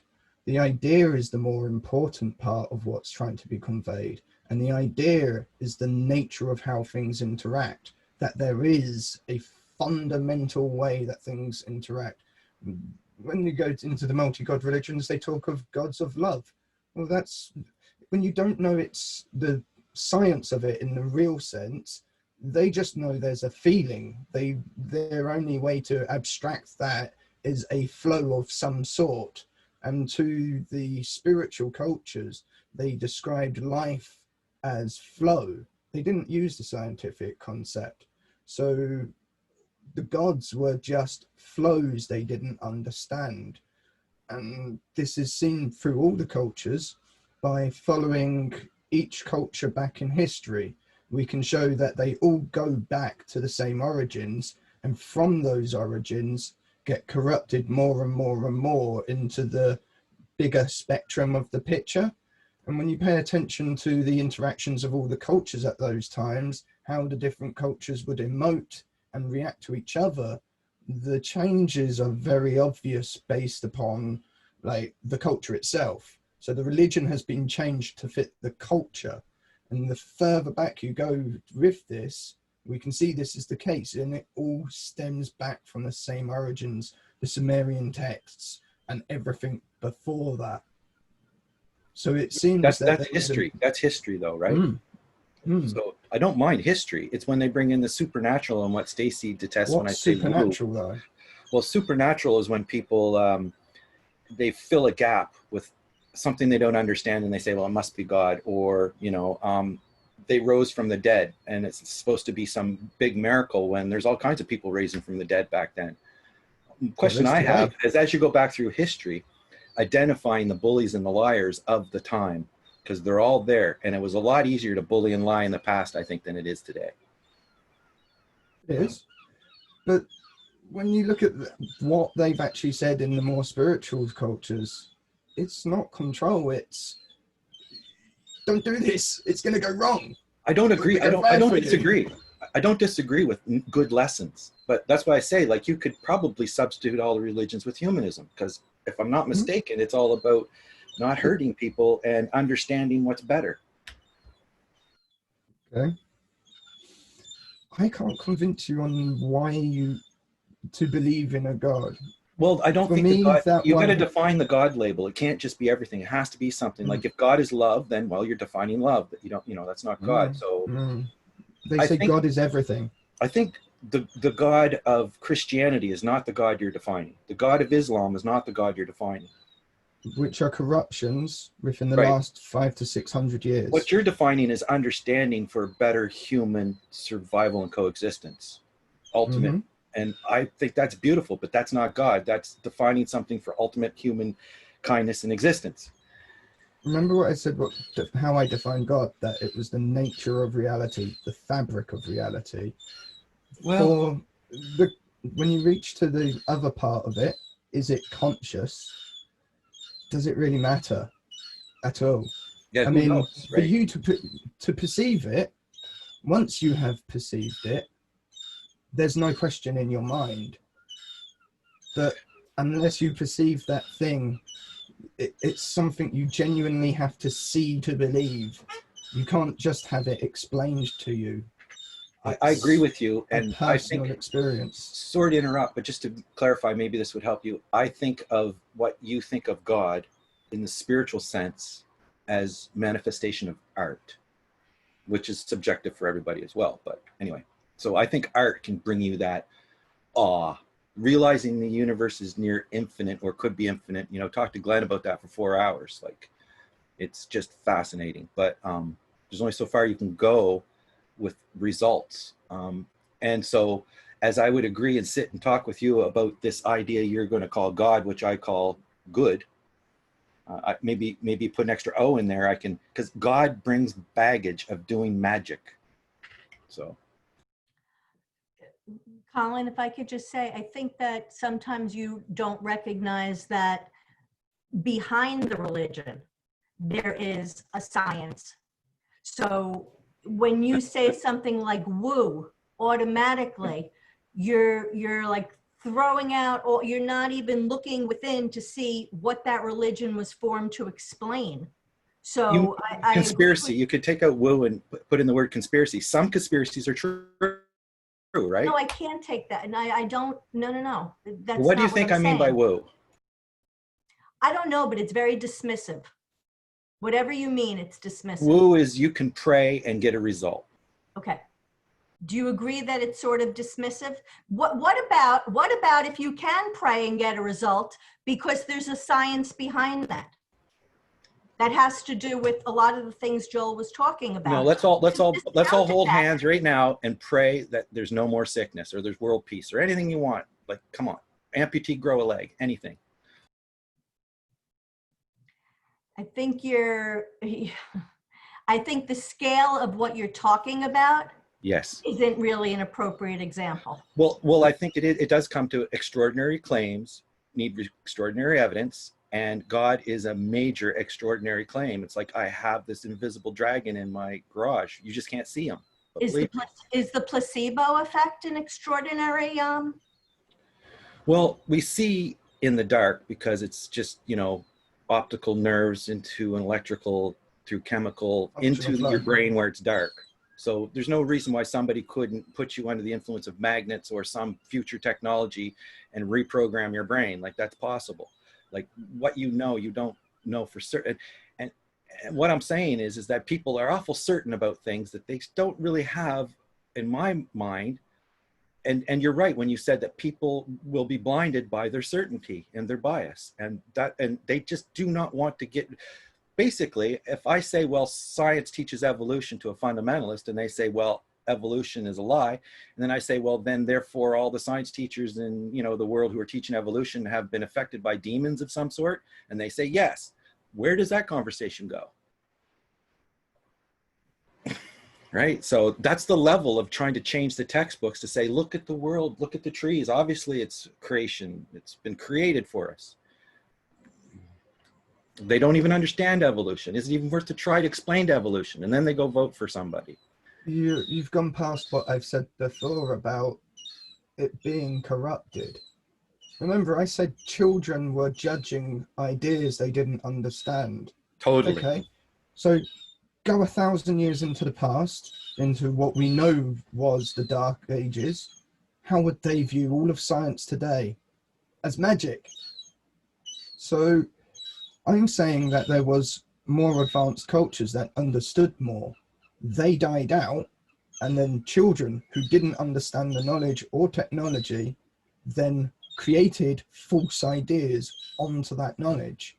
The knowledge itself was true. The events were true. It's the abstract perceptions created by the future generations who didn't have the knowledge to understand that was wrong.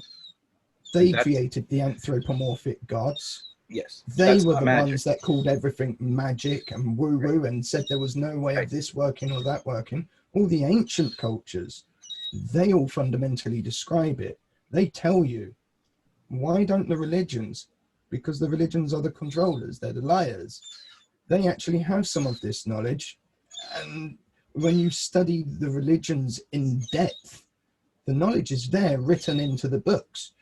But the people who wrote the books didn't know what it means. Take, we are created in the image of God. It's not in the image of God, it's within the image of God. God is a light. God is the density fabric of existence. The functions of existence are images to us. That's slippery. So we are That's aobigenesis, right? That's aobigenesis, if you believe in science. No, remember, I'm saying existence is a dimensional, functional interaction system. And I'm saying that system is what was meant to be taught. The abstract ideas beyond that are new. And because the modern culture refuses to accept that the idea of the Enlightenment was nonsense. We stole most of our knowledge from ancient cultures. The Hindus gave us our maths.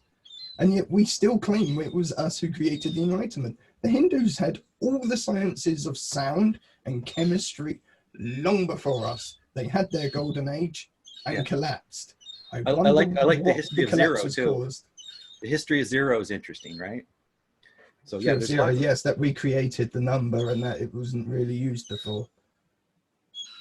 Science has given us some marvelous tools.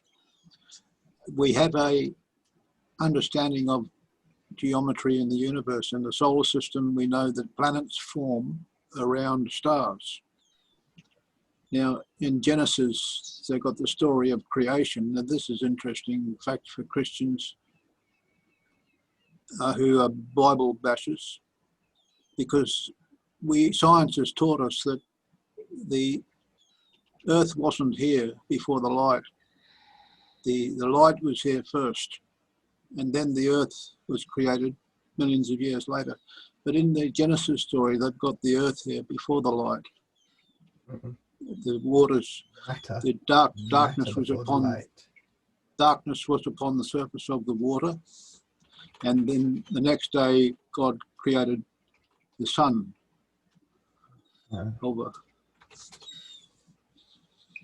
It's earth as in the spiritual concept, not as in the planet. Earth as in matter.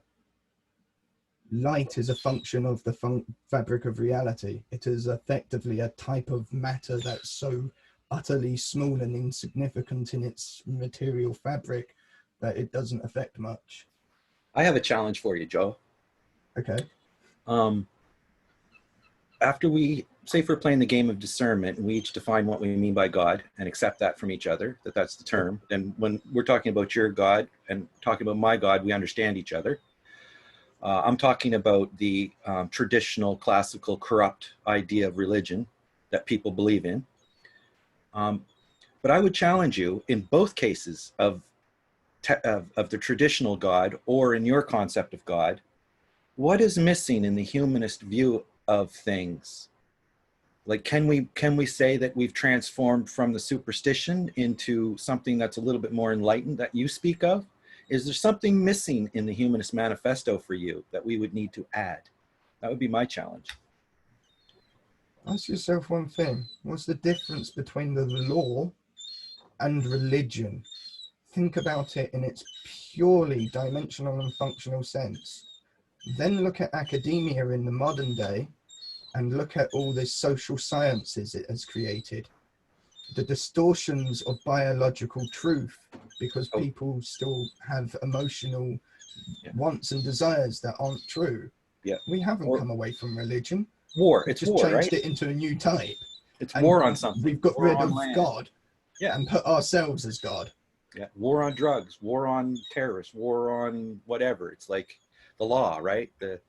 But naturally speaking, it's been totally corrupted. And so is it for the better? Is the government telling us white lies? That's kind of, like Stacy says, well, those were nasty white lies. We didn't want those ones. I might tend to agree with her. I don't think they're white lies at all. What does the government have to do to keep law and order? That's a great question. And I think you're right about religion taking suit because it's just a human evolution of trying to look for what's better.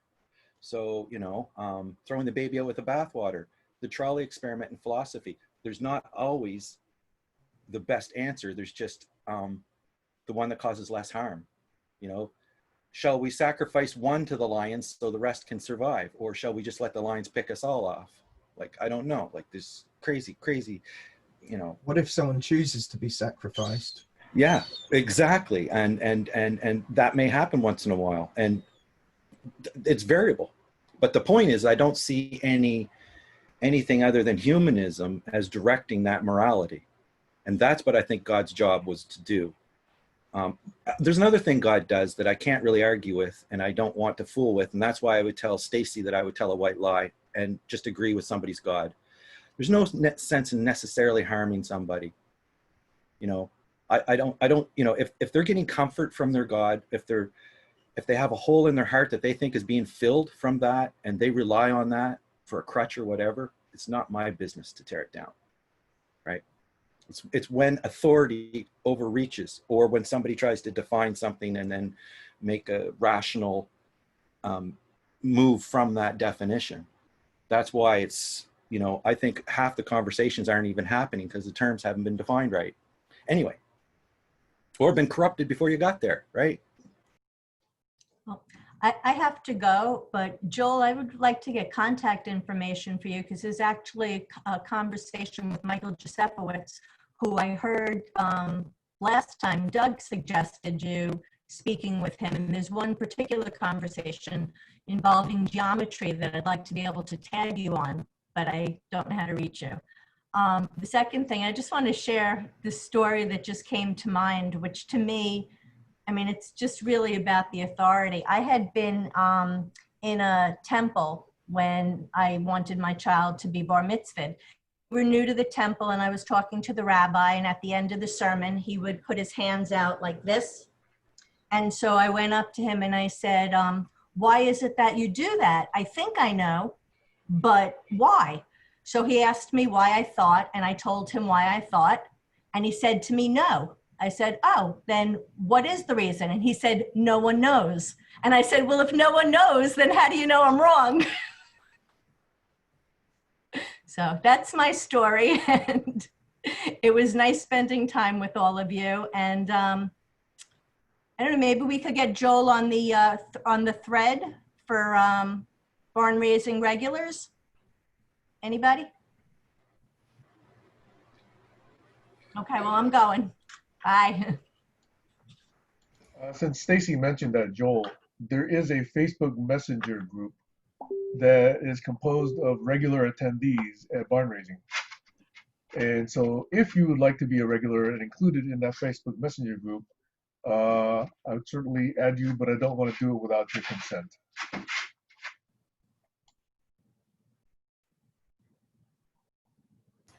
Yeah. I see consent. Okay, I will add you.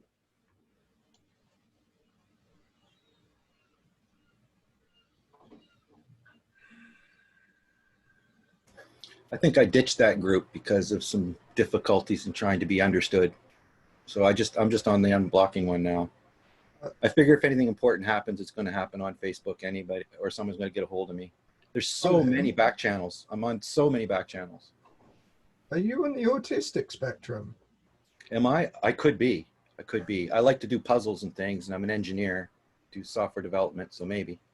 It's just you are, because the way you take some speech shows you take it in the very literal. It's something I had to learn out of as I grew up. I do take things literally. You're right about that, but it depends on context, right? So yeah. See you, Josh. Oh, you guys want to speak, Josh? Yeah, just one quick question, Joel. Are you on the autistic spectrum? Yes, I've got it from me both too. parents. I figure I probably got about 5-10% of it, but I'm very functional so that it's been hidden until, Josh and I have talked about doing some podcasts, and one of the ones I'd like to do to go around is to ask, how crazy are you? Because, how crazy am I, right? Because I think we all got something. Nobody's perfect. Genetics has shown that even if the autistic gene isn't active in your genetic structure, just having the gene increases your intelligence.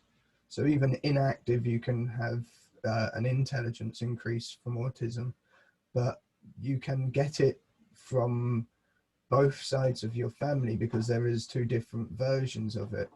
And I think I've got both from my mother and my father.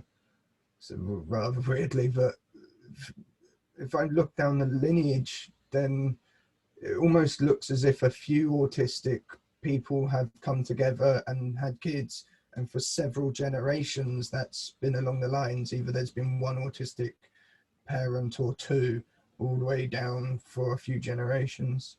It's kind of interesting to see, Joel, how I react to my different ancestors. I don't mean to interrupt. I am fascinated to know if you have any sort of link to the exact gene that defines autism. Please send it to me because I would love to look up the genetic disposition of that, because that is fascinating.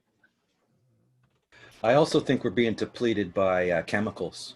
Like, that's something different. We're in this world. I think we're getting bombarded by pollution and chemicals and the fish in the sea. It's just, we are chemical creatures, and what we eat and all that stuff is very cool. It's so true. I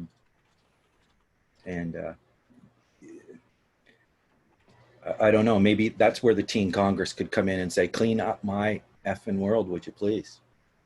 Rule number one. And the thing about Vinny Gupta, I was saying about the cities that walk, that's the documentary where he talks about, a whole lot of society and history and how we get in this problem of misplacement of people, and his passion to have these people not suffer and be able to be housed. And he came up with, structures that you could build, that you could move, like mobile homes, so that you could take them with you and stuff. And then he gets into the end, he says, okay, well, let's get rid of all these great ideas. And here's what I'd like to leave you with. He says, let's make an agreement that we won't do anything to harm the future for the children. You know what I mean? And, do we need the children to tell us that?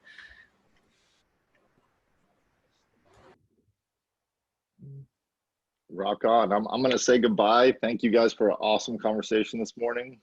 Thank you so much. Look forward to seeing you guys soon. Just Winder, good night. Good night, Colin, Joel, Do well, Josh. Kayla, Sam.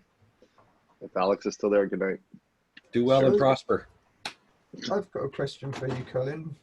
Well, just guys, what is it that what repulses you about the idea of there being a like supreme being, as it were?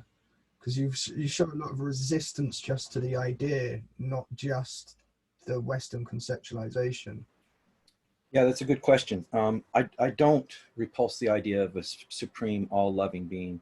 I just don't see any evidence for one. And the ones that have been substituted in place of that have fallen far from the pale in my imagination.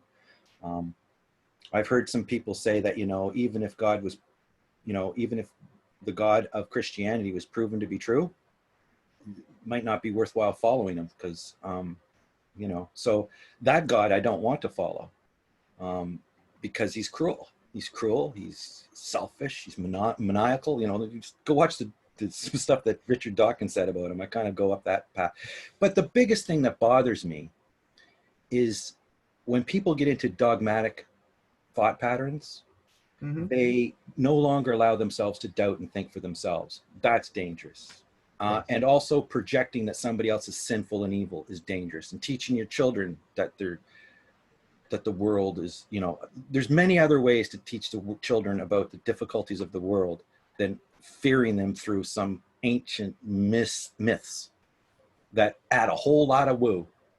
And I'm saying, humanism might be the exception, might be something that, maybe we should give it a chance anyway. And the challenge is what's missing out of that you have in your religion that you would like to add. And if it's magic and woo, it can't go in there. But if it's hope for better, oh yeah, it can go in there. Okay. So let Sam talk.